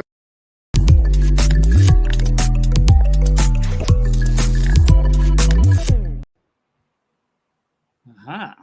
All right, Blake. Well, agree or disagree that illegal alien invaders should be granted rights to own firearms? And by the way, to anybody out there that reads things or types things or responds to things, anytime you read illegal immigrants, reframe it immediately to illegal alien invaders. If you were not invited into my home, you're an invader. You're a home invader. and it's illegal. So illegal alien, they're not immigrants. If you're an immigrant, you go through the proper channels and you go do all the right paperwork. If you're invading a place, use the right terminology here. So let's talk about this Obama appointed judge, Blake. Should illegal undocumented people, right? Yes. Birthing people. Sure. Yeah. Illegal alien invaders should be granted rights to own firearms. Agree or disagree? Well, for me, I am going to disagree because they're not supposed to be here. They're here illegally. They do not have the same right. They did not, pledge their allegiance to our country. They did so. They do not respect our laws and our culture. So I don't know what their intentions are. So yeah, they have a right to defend themselves. But I mean, should they be allowed to actually carry firearms? I think they should be legalized first, or they're not be citizens. Here. They don't have the rights that citizens have. Exactly. So let's take a look. So this is an Obama-appointed judge rules illegal immigrants can carry guns in the U.S. Judge Sharon Johnson Coleman ruled that an illegal immigrant has the right to bear arms under the Second Amendment of the Constitution. Ruling came about in the case of Heriberto Carvajal Flores, who faced charges of federal statute prohibiting non-citizens without legal status in the U.S. from possessing a firearm or ammunition, or to receive any firearm or ammunition that has been shipped or transported, blah, blah, blah, commerce. So this gentleman who has been, I don't know what gentleman, but this illegal alien who has been living in the United States was charged after he was found to be carrying a gun in Chicago during the civil unrest in the spring of 2020. He and his lawyers have fought the charge, arguing that the gun was for self-defense and citing a Supreme Court ruling. That's exactly what you just brought up, Brian. The New York State Rifle and Pistol Association versus Bruin, that New York's law was unconstitutional and that the ability to carry a pistol in public was a constitutional right. But she agreed with the defense, stating that his nonviolent history, adherence to the conditions of his pretrial release demonstrated he did not pose a public safety risk. So I can also pull up a tweet here from Ian Miles Zhang, pretty much talking about the same thing. The implications of this ruling are profoundly troubling. By extending Second Amendment protections to illegal immigrants, the court has effectively prioritized the rights of non-citizens over the safety and security of American citizens, sets a dangerous precedent that can lead to a surge in armed illegals, further compromising the U.S. already strained immigration enforcement efforts. Moreover, this decision raises serious questions about the consistency and coherence of this legal system. How can anyone justify granting constitutional gun rights to those who have willfully violated immigration laws, while law-abiding citizens face increasing restrictions on their Second Amendment freedoms? And by the way, they are decreasing restrictions because those are civil rights violations. Civil rights is not about the melanin pigment in your skin. It's about all of our rights that government cannot infringe upon. This life, liberty, and the pursuit of happiness. If you can't protect your life, you got nothing, Jack. Wasn't that a Bidenism? He calls people Jack. Yeah, Jocelyn's asking, so how would the illegal alien invader fill out a federal background check?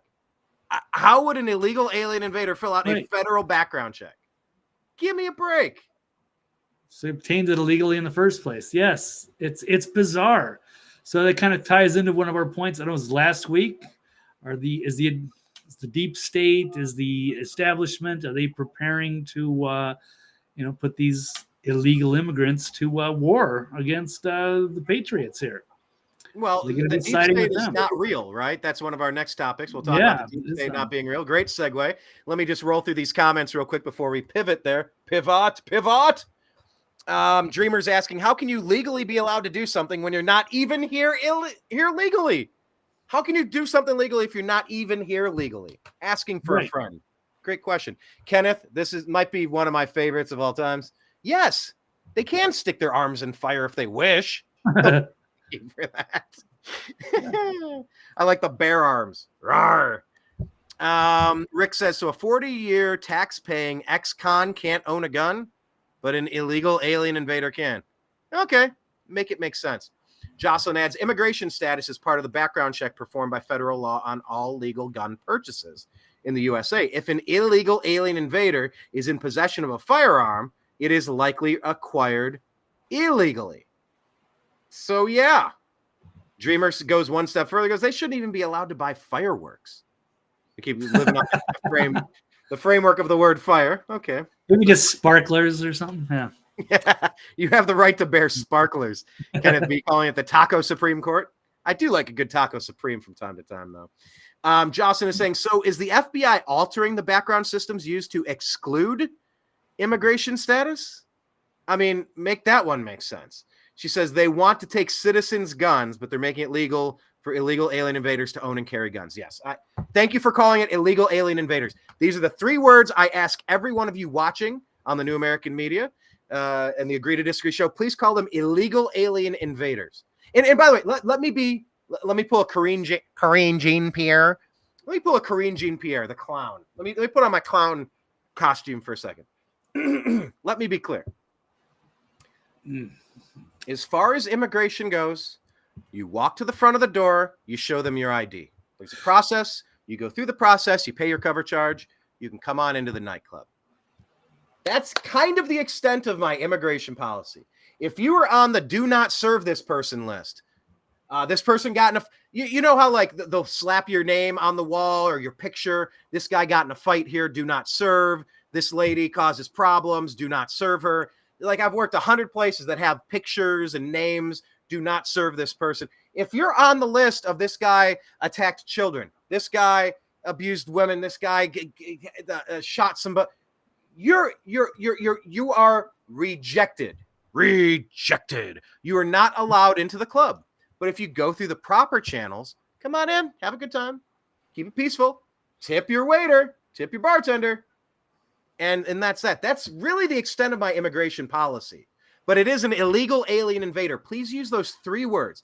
They are illegal. There's no such thing as an illegal person. Yes, there is. Undocumented citizens, right. And look, I met at least one great it was a person from Europe who came in. I spent time with them, got to know them. I liked them. They were peaceful. They were happy. They were contributing. They were just living a good life, but they overextended their visa. I don't think they were planning on going back. It was a great human. I like this person, but there's a process to follow. So yes, illegal, not an immigrant, not a migrant. That's someone that's gone through the process properly. You just waltz in, break in, you're an alien, and you have invaded the sovereignty of that nation. So it's illegal alien invader. That's not even said with malice. It's said with the intent to be accurate. So that's kind of all I wanted to say about that. I just want it to be crystal clear. The words that we choose are of crucial importance. Rick is saying, I will call them that, Brian, for sure, every time. So, yes. I don't know who Emma Grayson is, but thank you for that. Jocelyn, illegal alien invaders are not citizens, thus the Constitution does not apply, and thus they do not have the right to a gun of any sort. Ta-da! So, yeah, that's exactly what we're all saying. So, let's kind of pivot off of that one and talk about the deep state. Who's really behind this and for what reason? Oh, it's just probably one of those made-up terms, right? Yeah.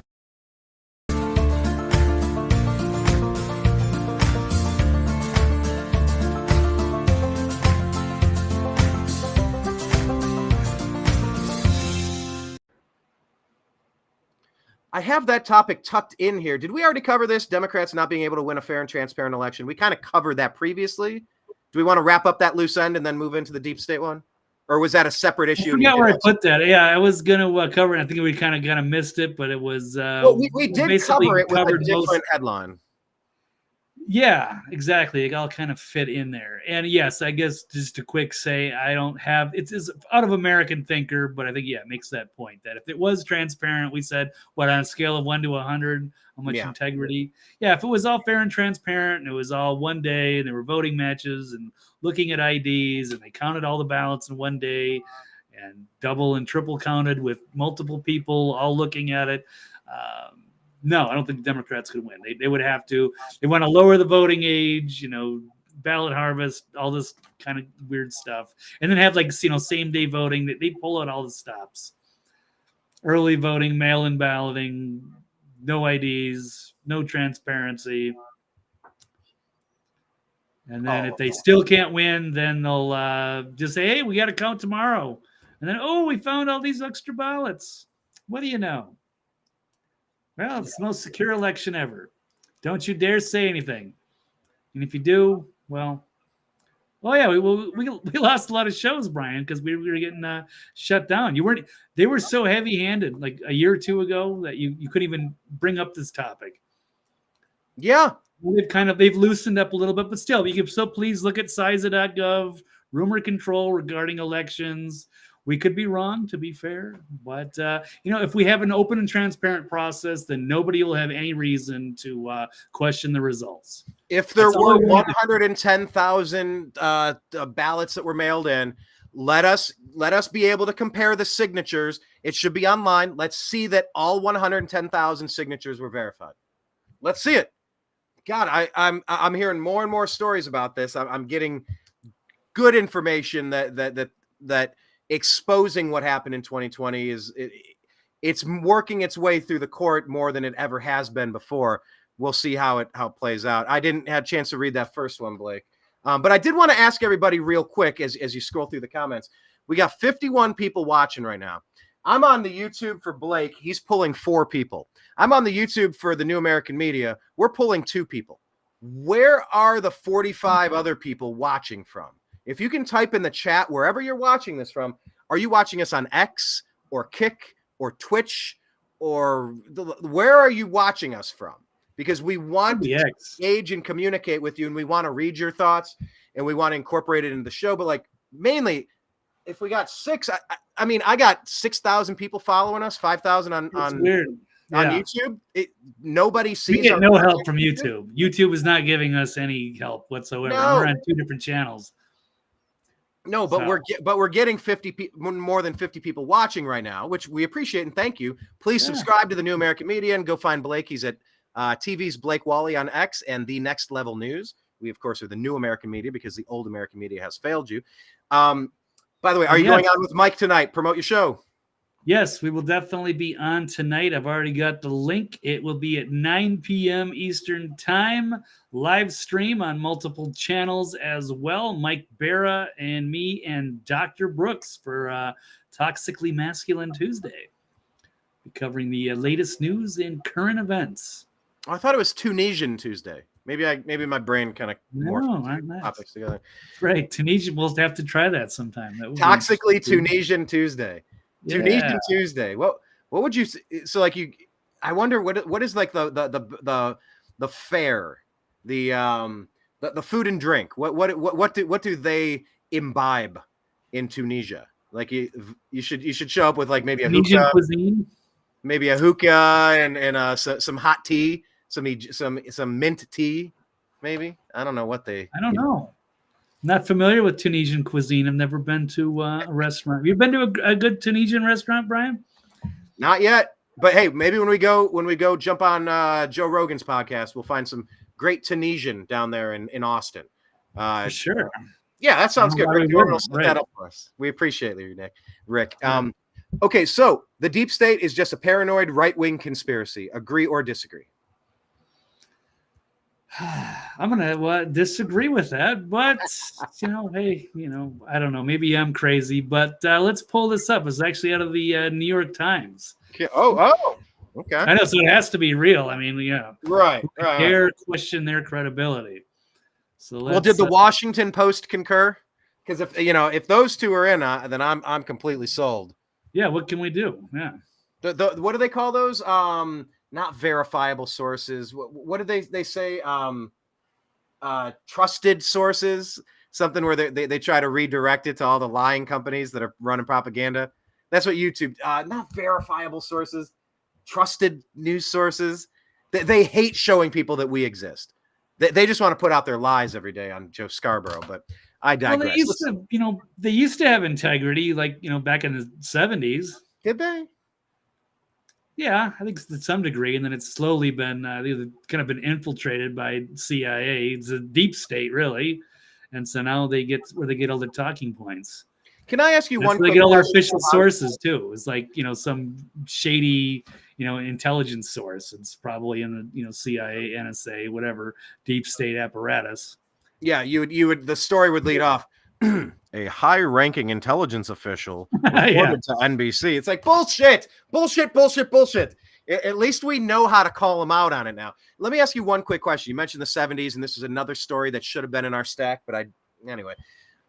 Have you heard the latest? It's going around now because President Trump told Andrew Napolitano, if you saw the real JFK footage, you wouldn't have declassified it either. They're saying that it was in the 70s. Right around the time Star Wars came out, that the Zapruder film magically appeared. It was that like a decade distance between, or 2 decades. However, it was a lot of years had passed. Then the Zapruder film came out, and they're saying that if you watch it, there's a floating tree, and that the driver doesn't move because in the real film, the driver turns around and takes out JFK. Have you heard this story in the past couple days? It's going bonkers. I guess it's part of a Netflix documentary about some sort of octopus killers. It's entwined in there somehow. Have you heard the story? Do you have any thoughts on it? Not in the past couple days, but I mean, that's one of Bill Cooper's theories, and he wrote the book Behold the Pale Horse, which I have downstairs. I won't be able to get it for now, but you'll take my word on it. But he puts that theory out. They did. The Zapruder film, they did submit that, and then it, with good intentions of giving it to whatever the deep state was back then, and then they returned it, and it had some frames missing, apparently. So they only show parts of it, and maybe it's the driver turning around, and perhaps he's shot too. So it seemed to be multiple shooters that day, and none of them were actually Oswald, who could not have made that shot from the book depository, from that angle. And I've actually been in Dallas where they have that, it's like a weird hairpin turn around the library, and they've got little X's on the ground where everything was. And I've been on the grassy knoll, and I've seen it. So he was the easy patsy to blame it on. But I'm not sure. It seemed like there were multiple shooters, and one of them very well could have been the driver. Well, but that would beg the question: why did Jackie O not talk about that? How did? Why would she? She's probably been, she threatened if they were willing to pull that off and to kill her husband right in front of her and lie to the American public. I mean, you saw all the people that were witnesses that day who talked about different shooters and what have you, whistleblowers that were later, wound up in car accidents and what have you. A lot of people died outside of JFK to keep that cover up alive. They wouldn't be able to pull something like that off these days because everyone's got a phone, and it was a camera phone. But back in those days, there was just the Zapruder film, and I don't think I think that was it. Maybe there was one other film. I can't remember. And by the way, let me clarify a couple of things. First off, Kenneth is saying that Marge Simpson's hair was in the background. That's a hilarious other Simpsons reference. I appreciate you being such a Simpsons fan. Yes, the grassy knoll and all of that. So let me be clear. God, that's the second time I've pulled a Corinne Jean-Pierre. I hate that phrase. Let me be clear, because that usually means I'm gonna lie in the next sentence. That's how my brain has been trained to hear that. It's like Pavlov's dogs. You ring the bell and I'll salivate. How'd you like that? Says Brian. Bare Naked Ladies. But anyway. Kennedy was killed in 1963, and Zapruder's film was aired as part of an LA television newscast in 1969. So there were roughly 6 years in between for them to work on doctoring some footage. It wasn't 1978 like I was thinking. It was 1969 according to this. But either way, it's something interesting to keep your eye on. I'm fascinated by it. And the people that did that to JFK, I mean, my God, if there's ever been a better reason to bring JFK into an administration, hopefully Trump is smart enough to do that. And soon, the people that did that have got to, there has to be some justice there. But yeah, Judge Napolitano said he talked to Trump and he said, maybe when we're talking another time, and I guess he raised his voice. So Trump says to Napolitano, roughly, I'm winging this. He goes, yeah, well, if you saw what I saw, you wouldn't have released it either. Maybe I'll talk to you about it sometime, that there aren't 30 other people listening to this phone call. Yeah. So, I mean, it's just, it's like the way the story was reported, it transported me there. But yeah, I don't know. If you're Jackie O, maybe you just assume like I'm a walking dead woman also, so I might as well let it rip. But who knows? Just something to keep an eye on. So back to this. Oh yeah, Jim Maher's book Crossfire goes into this story in depth. Indeed, YouTube just removed a video that I interviewed Jim Mars at the Conscious Life Expo, and they didn't like that he used the V word, or that I used it and he answered. I forget how it came out. I had to appeal it and they let it back on. But they tried to throw that interview down the memory hole. Rest in peace, Jim Mars. But yes, his book Crossfire does go into that story in depth. You can also check out my interviews with Ron Stone, who talked about it. Of course, his dad, Oliver Stone, did the whole movie about it. Back into the left. The second spitter theory on Seinfeld. Anyway, I digress. Okay, Blake, let's talk about this story that you have here about the deep state. Okay, let's get back. Yeah, we got a lot of our audience has got copies of that Behold a Pale Horse. Brian, do you have it? No, I don't. No worries. It's excellent. It's, one of the he was one of the real trailblazers. And it's a shame he died for talking about 9/11 after the fact. That's another story for another day. But he was a great man too. So yes, R.I.P. to Bill Cooper and Jim Mars. Well, let's talk about the current modern day deep state and Trump's battle with that, and the New York Times, who has no credibility left, but they've released a propaganda piece labeling the deep state as now awesome and a desperate attempt to gaslight the American people. The outlet interviewed low-level government workers to gaslight the American people into thinking the deep state is just some sort of right-wing conspiracy theory. So instead of recoiling when we hear deep state, we should rally. We should think about the workers, otherwise known as our public servants, the everyday superheroes who wake up ready to dedicate their careers and their lives to serving us. So let's check out their video with the deep state from your friends at the New York Times. State. The deep state, the deep state is destroying our nation. Either the deep state destroys America or we destroy the deep state. And many Republicans are widening his paranoia. These unelected bureaucrats ruining this country. From a cabal of security agents to the sick political class that hates our country. If elected, Trump's vowed to gut the federal government. Reinstate the Schedule F executive order and, quote, fire rogue bureaucrats. But who are these bureaucrats and what makes them so dangerous? We needed answers, so we took a trip across America. In 100 yards, take the exit. In search of the people behind this threatening entity.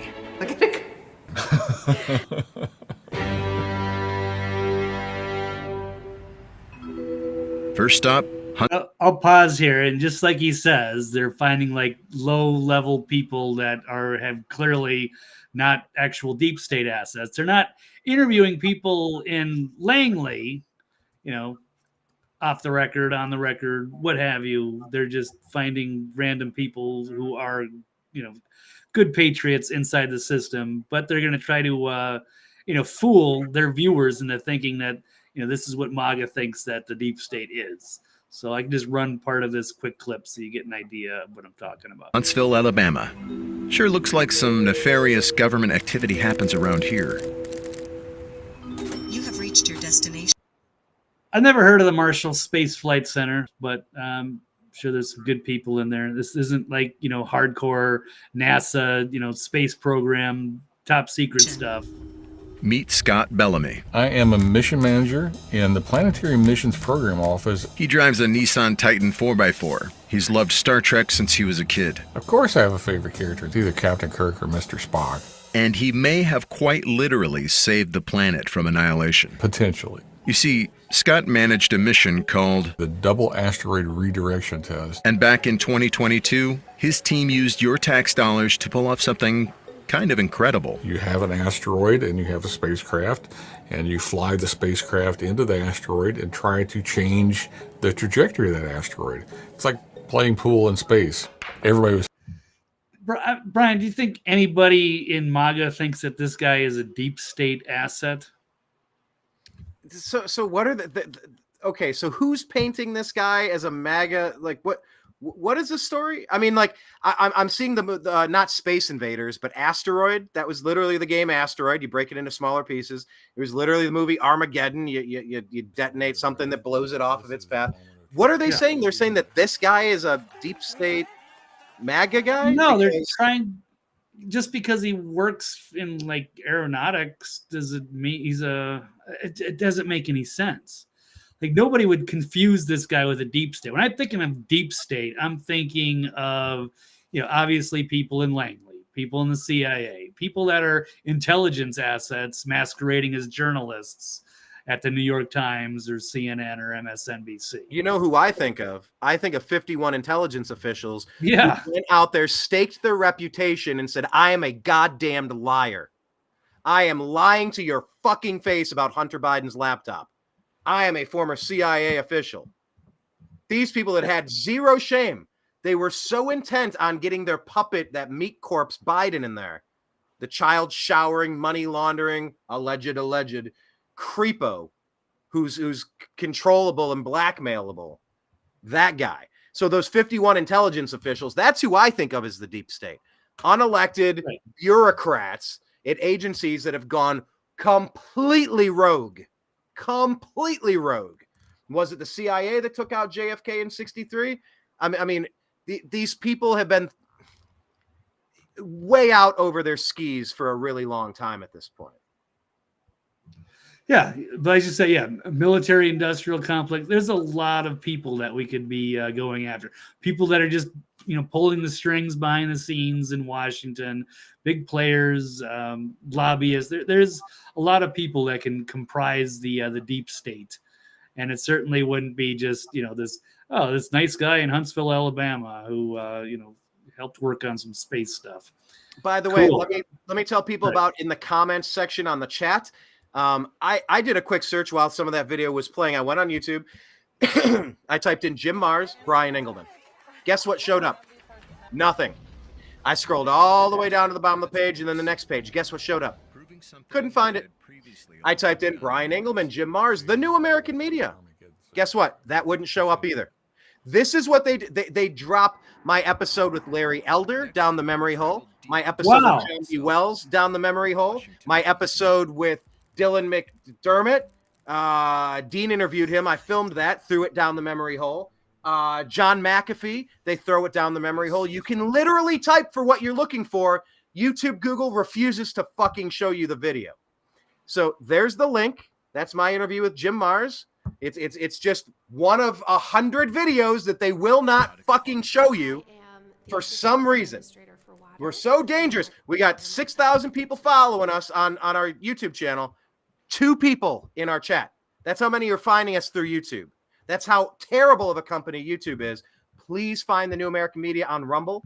And also all of our YouTube channel information is backed up on Odyssey, Odyssee, and it's the New American Media. If you could subscribe to that. Everything that goes onto YouTube will be permanently backed up on Odyssey as well as going on Rumble. But yeah, that's the link to my interview with Jim Mars, since you won't be able to find it. You won't be able to find it. I had to go 3 levels deep of a search, and I still had to scroll down. How many interviews with Brian Engelman and Jim Mars could there possibly be? But they won't show you the one thing you're looking for. So just beware when they try to take over this, the information management system and claim that they are the sole arbiters of truth. No, they're not. They're the main gatekeepers lying to you. I hate Google YouTube so much. Anyway, the link is there. Or about like Elvis Chan, who was like coordinating with inside Twitter. Yes. He was an FBI agent. I can't remember, but there's a lot of people, that are in Google, in YouTube, that are, shutting down these, search engines and shutting down, independent media people like we are. Those are the people, not Radhika Fox, an assistant administrator for water at the EPA, Environmental Protection Agency. How does anybody conflate that with a deep state? But that's how stupid they think their audience is. And their audience is going to eat that up. Like, oh my God, do you think the MAGA and the Trump people think that these people are in the deep state because they're so stupid? I mean, it's ridiculous. So yeah, it's laughable propaganda, gaslighting, as he said, and it has nothing to do with the deep state. So what a joke. Dreamer has another great. You guys are putting some great comments out today. We have a better chance of finding Mars with a rocket than finding a Mars interview with Brian. That's fucking great, man. That's well done. That's funny. I can I pin this comment? I don't know how that works, but anyway, that's great. Fantastic. Thank you, Dreamer. Okay, so yeah, the deep state is real, but was anyone really talking about it before Trump got out there? We knew the news was fake, but we didn't really know it. I just, for every area that Trump has failed, what up, David Lopan? Every area that Trump has failed to, shortcomings, maybe he had too many swamp creatures around him, and he said this about that, and he fast-tracked Operation Warp Speed that you don't like, and so Trump has a lot of negatives to some people on the tally sheet. But the things that he's done to expose the deep state and the lying legacy media, to expose the fake news, there is no level of quantification that we can come up with to properly articulate just how damned important it was for President Trump to come in like the bull in the china shop and break a bunch of china.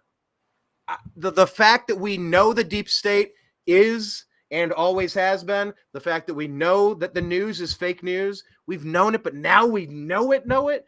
There is no unscrambling those eggs, Blake. We cannot go back to a pre-Trump era where people thought the news was real, where people thought that government was there to help. Hi, I'm from government and I'm here to help. Like, there is no putting those can of worms back inside. You can't unscramble those eggs. Like, is that a fair assessment when we're trying to tally up Trump's wins, Trump's losses, net positive, net negative? Does he deserve a second term? I don't know. He's kind of abrasive, kind of rude. He's this. And then there's the black pill people. Oh, he's the exact same as the Democrats. It's the exact same thing if you put Biden or Trump in. I'm like, it is not the exact same thing. Blake, what say you? No, it's not the exact same thing. And anybody who can look at it open-mindedly, objectively, can see this for themselves. It's really not hard. You just got to look at side by side, and that's it. And we're just trying to present that, but they have a way of trying to frame things one way, and they've gotten away with it for a very long time, but they can't fool us all forever, and they're losing their credibility. And at some point, I think we'll win. So we shall see. But here we are. Yes, got to ramp things up for this year. Big election year, high stakes. More than ever before. So it's a battle Indeed. for the soul of the country. Well, talk about someone who's lost credibility. We got two more we could touch on our way out the door here. Blake, agree or disagree that Don Lemon should be rewarded as a free speech? All right. I can't even read this one. Please. All right.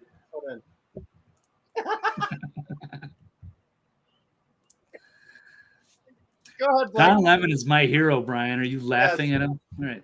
And I can try it again. I've learned everything I know from Don Lemon. Don Lemon should be rewarded as a free speech champion. Agree or disagree? Well, I think I am going to. I don't know. No, I'm going to disagree. Even though his freedom of speech, and he certainly got his chance. He had that new show on X, and he already blew it already. I get it. Brian, I don't know. Did you know about all the stuff that he was getting as part of the perks? By the way, you said he already blew it. I'm not going to make a joke about Don Lemon. Oh, yeah. I'm not going to make a joke about lemon face and sour blowing things. That would just be beneath me. I did hear that story, and I think that there's a little bit of maybe. Wasn't what he was what he wanted. I don't know if it actually was any part of the deal, but it says this in the New York Post reported on the deal that former CNN anchor reportedly sought from Elon Musk. He wanted $5 million upfront payment on top of an $8 million salary. So $8 million salary, $5 million signing bonus, and an equity stake in the platform.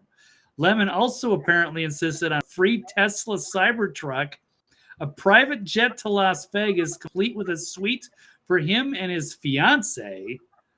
I don't know. Okay, I don't know what that is. Who's his fiance? Is it Jussie Smollett? and that the company paid for their day drinking and massages. So he didn't respond to the Post request for comment. The mainstream press just a year ago power crapped on Lemon after his hilarious departure from CNN. This is from Matt Taibbi, by the way, from Racket News. But so his hilarious departure from CNN, but they're now holding him up as a free speech hero because, of course, they must with Elon Musk involved. Well, let's examine Lemon's case for martyrdom. And he goes into this. Yeah, he wanted to offset the Tucker Carlson deal with a name that would give Twitter a more balanced appearance. And, you know, on the surface, Brian, that's fine. You know, I think that's great. We have different people, different voices, having their opinions, but we didn't get to hear what Don Lemon actually sounds like, because there is no authentic Don Lemon. He just repeats the talking points from the liberal press. So he was no different than his show on CNN. So there was nothing real about it. But anyway, the Lemon Musk marriage ended one day, basically. And then he went on to CNN to talk about it. So it's very bizarre. Of course, Don Lemon called Elon Musk a racist. Musk says Lemon is a stupid asshole. Here it is. And he said on a chart that measured personality and intelligence, Lemon would be in the worst quadrant, both stupid and an asshole. I don't know how long I believe that is. I won't get into too much of this. We've run this interview last week, and it was trending all day yesterday. But it was just, just attacked him on so many different things. So it was just a very contentious interview. And he already blew his opportunity. It's gone. And he's done, but he can still do his show. He's not going to get a Cybertruck. He's not going to get a $5 million signing bonus. He's not going to get paid anything more to be there unless people actually want to watch his show. And maybe he can get some ad revenue. Good for him. But I don't see why anybody would want to tune in for that. Because if he's already fired from CNN, well, how is he going to do any better doing the same shtick on Twitter X? So he's already getting ratioed pretty heavily.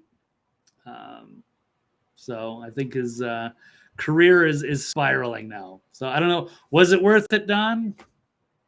But I don't know. But like I said, I don't think there is an authentic Don Lemon. Jocelyn asking, was he the ultimate diversity hire? Well, we see that Sotomayor and Jackson were the only two that ruled against Texas being able to stop people from invading their damn state. You talk about diversity hires. It's such a sad commentary on 2024. This is what I call the Obama effect. We were in such a better place with race relations until Obama hit the scene. I didn't like him. I knew he was a commie sympathizer. I knew where he grew up in that little red schoolhouse and the Frank Marshall Davis and the people who kind of brought him along in his political career. I knew what he was about, and I didn't like him. But when he was elected, I'm like, well, if some representation in this office is something that could be healing and inspiring to people in this nation, then that's a good thing. Holy shit, was I wrong about that? We have gone so far backward in the 90s, the early 2000s. The last thing you would ever think of, Blake, would be like, oh, there's a Sotomayor. She's of Latina descent of some variety. I don't know which country. Is it Peru or is it the country of Spain? I don't know. Jackson, Ketanji Jackson. Okay. Well, it's just a justice. I don't know.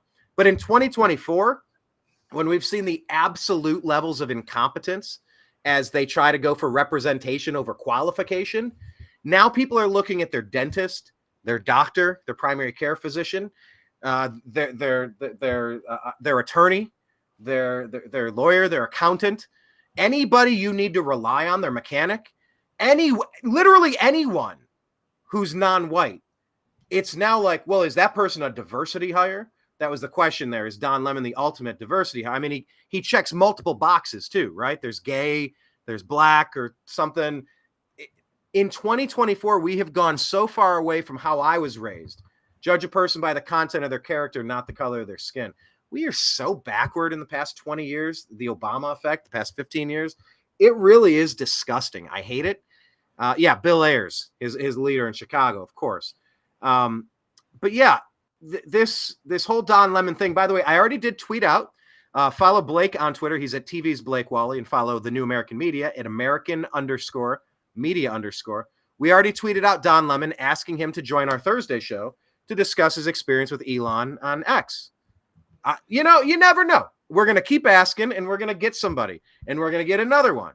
I've talked to a million people. If you go through the archive, there's nobody I'm scared to invite on an episode. But yeah, I'd love to talk to him about it. But there is a little bit of dispute as to whether Don Lemon did ask for all those things, regardless if the Post reported it or not. Yes, it's true that the Post reported it, but it might not entirely be accurate that he did demand such things. So we'd like to ask him on the air to clarify in his own words. Sure. At least in his story directly from him, Yeah, I mean, Don Lemon had a great opportunity, and even before that on CNN, but his show was poorly rated. And then they had Chris Cuomo sit with him to help his ratings for a while, kind of hold his hand there for a while. But then they gave him a morning show, and they had the lowest morning ratings there. And then he stepped in with his Nikki Haley Pastor Prime controversy, got fired, and then arrived later, finally on Elon's doorstep, begging to be rebranded as an independent journalist. And then now he's claiming to be a free speech victim. He is not. He is, however, in the top 5 discussion for biggest clowns in the media business. Very hard list to crack. That's a tough list.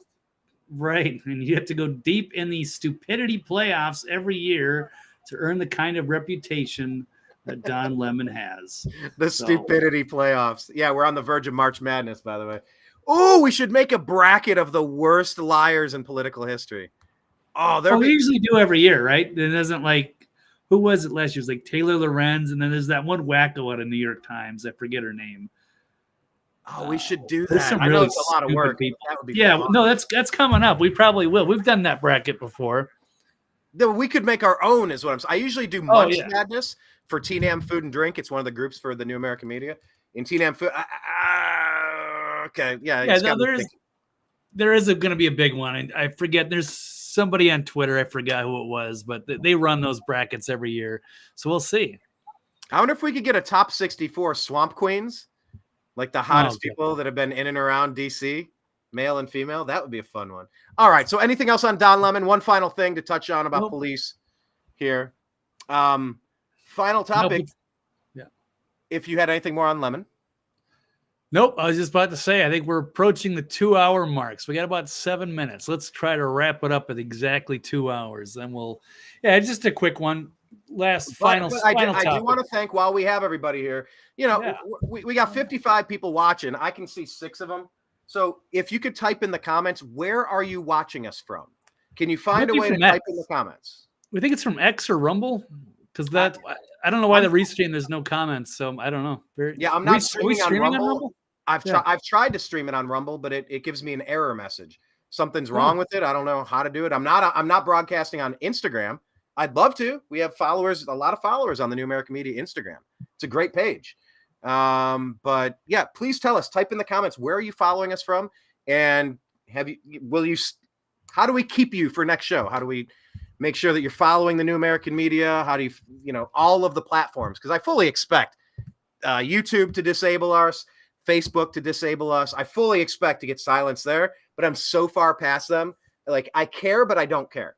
I'm not going to lose sleep or hold my breath worrying about the compromised deep state platforms, but I do want to keep you in the mix so that when we go live, you can keep watching a good show that gives you reality, not just half-baked, harebrained bullshit. So, okay, the final topic I had here, Blake. Police should target actors and comedians to fight hate speech. Agree or disagree? Police should target actors and comedians to fight a made-up term that doesn't exist. Hate speech isn't a term. Anyone that uses the term hate speech is not a real person with real ideas.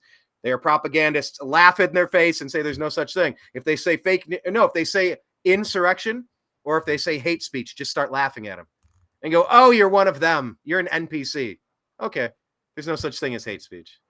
All right. Cheryl watching on YouTube. What up, Cheryl? Thank you so much. Appreciate you please hit subscribe and the notification bell, please. Thank you so much. So, Blake, what do you say here? Scottish police. What in the heck is going on in Scotland? Yeah, it's weird. Yeah, you've seen it in Ireland and, of course, England, and now it's moving to Scotland. So now they get police trained to target actors and comedians under hate crime laws. You got training materials claim threatening and abusive material can be communicated through public performance. So they're expected to kick in next month, new hate crime laws. This is what happens when it's a failing government, I guess, when they are threatened by actors and comedians mocking them. So now they're going to try to get the police to go after their opposition. It's amazing. So this is out of the Herald in Scotland.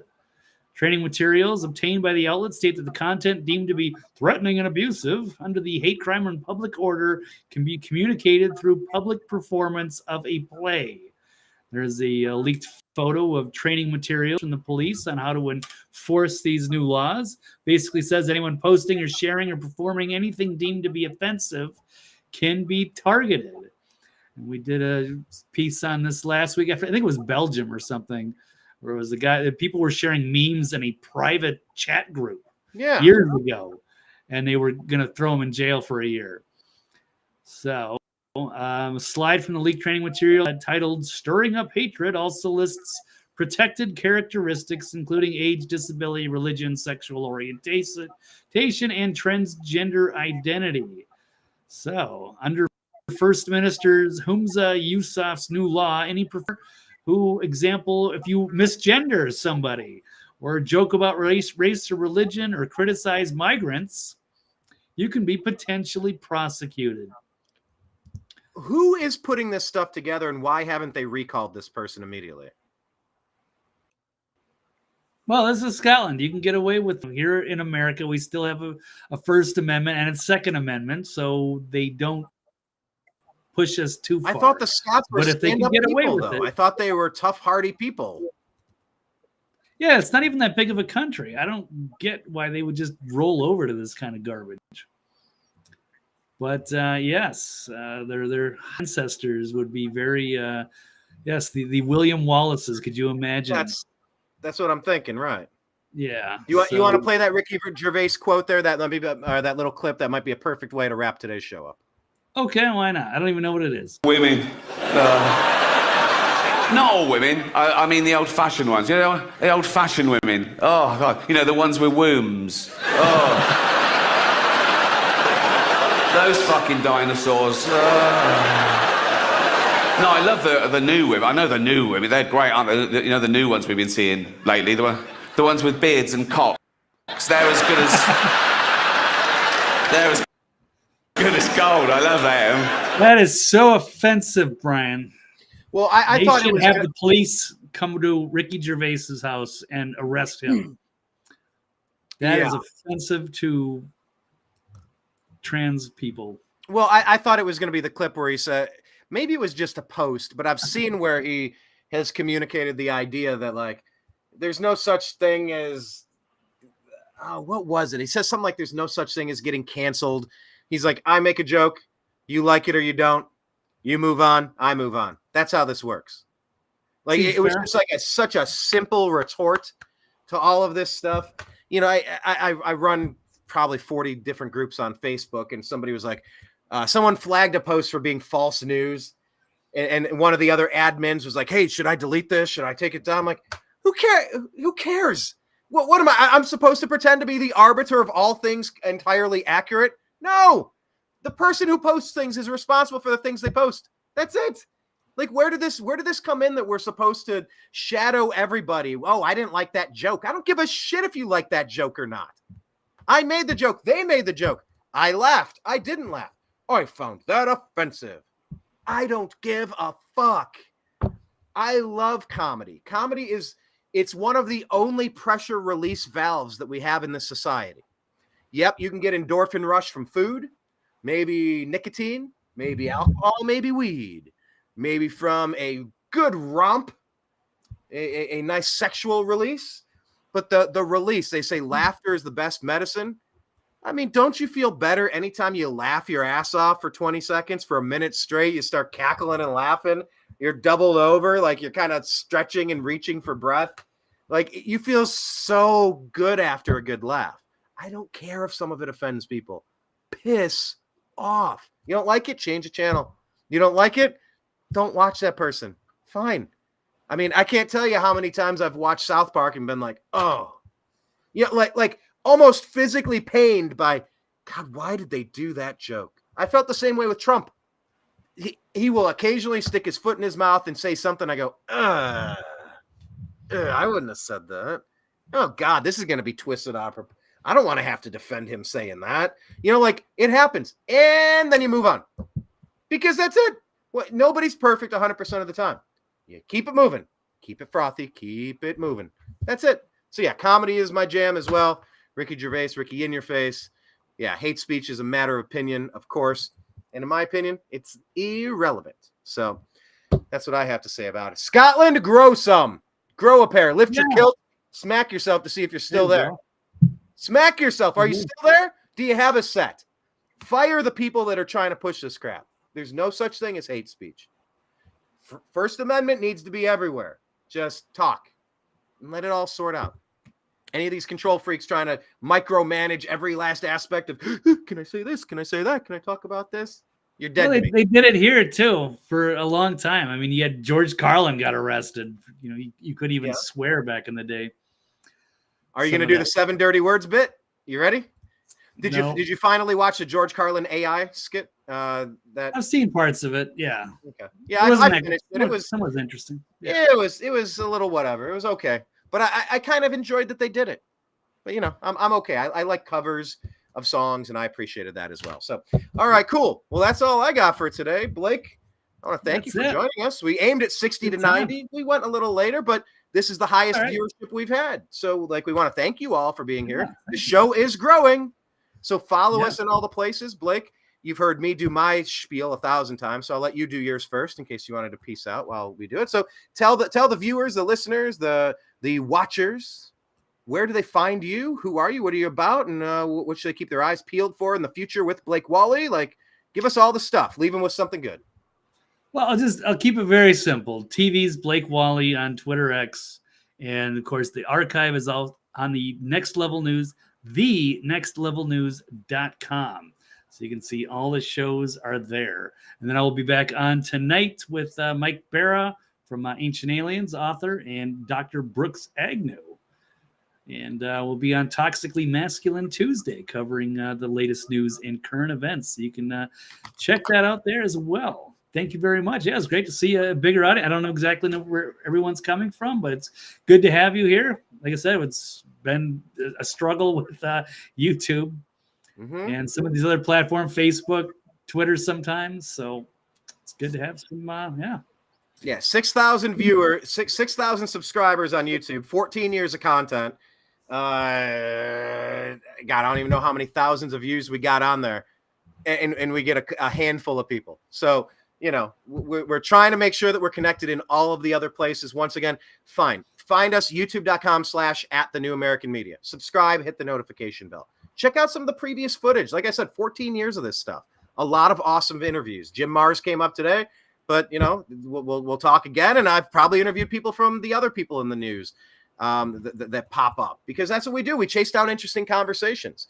So, yeah, follow Blake on his show, but make sure you're following the New American Media as well. On Rumble, the New American Media, on Instagram, the New American Media, Facebook, it's the New American Media page, and TNAM's The Agree to Disagree Show. It's a private group. Say that Brian sent you. On X, we're at American_Media_. I like Blakester Brianator. Thank you, Kenneth. Maybe I'll use that. Also on Telegram, we're TNAM and TNAM Chat. On Spotify, The Agree to Disagree Show. Please subscribe there. On Truth Social, I forgot to mention that one, the New American Media.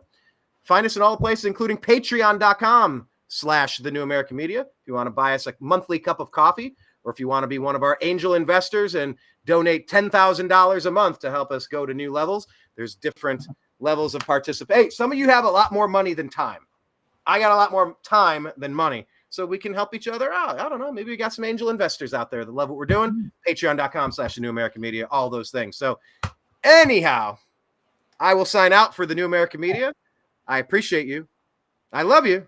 On behalf of Blake, thank you so much. We'll talk to you again soon. Take care. Peace.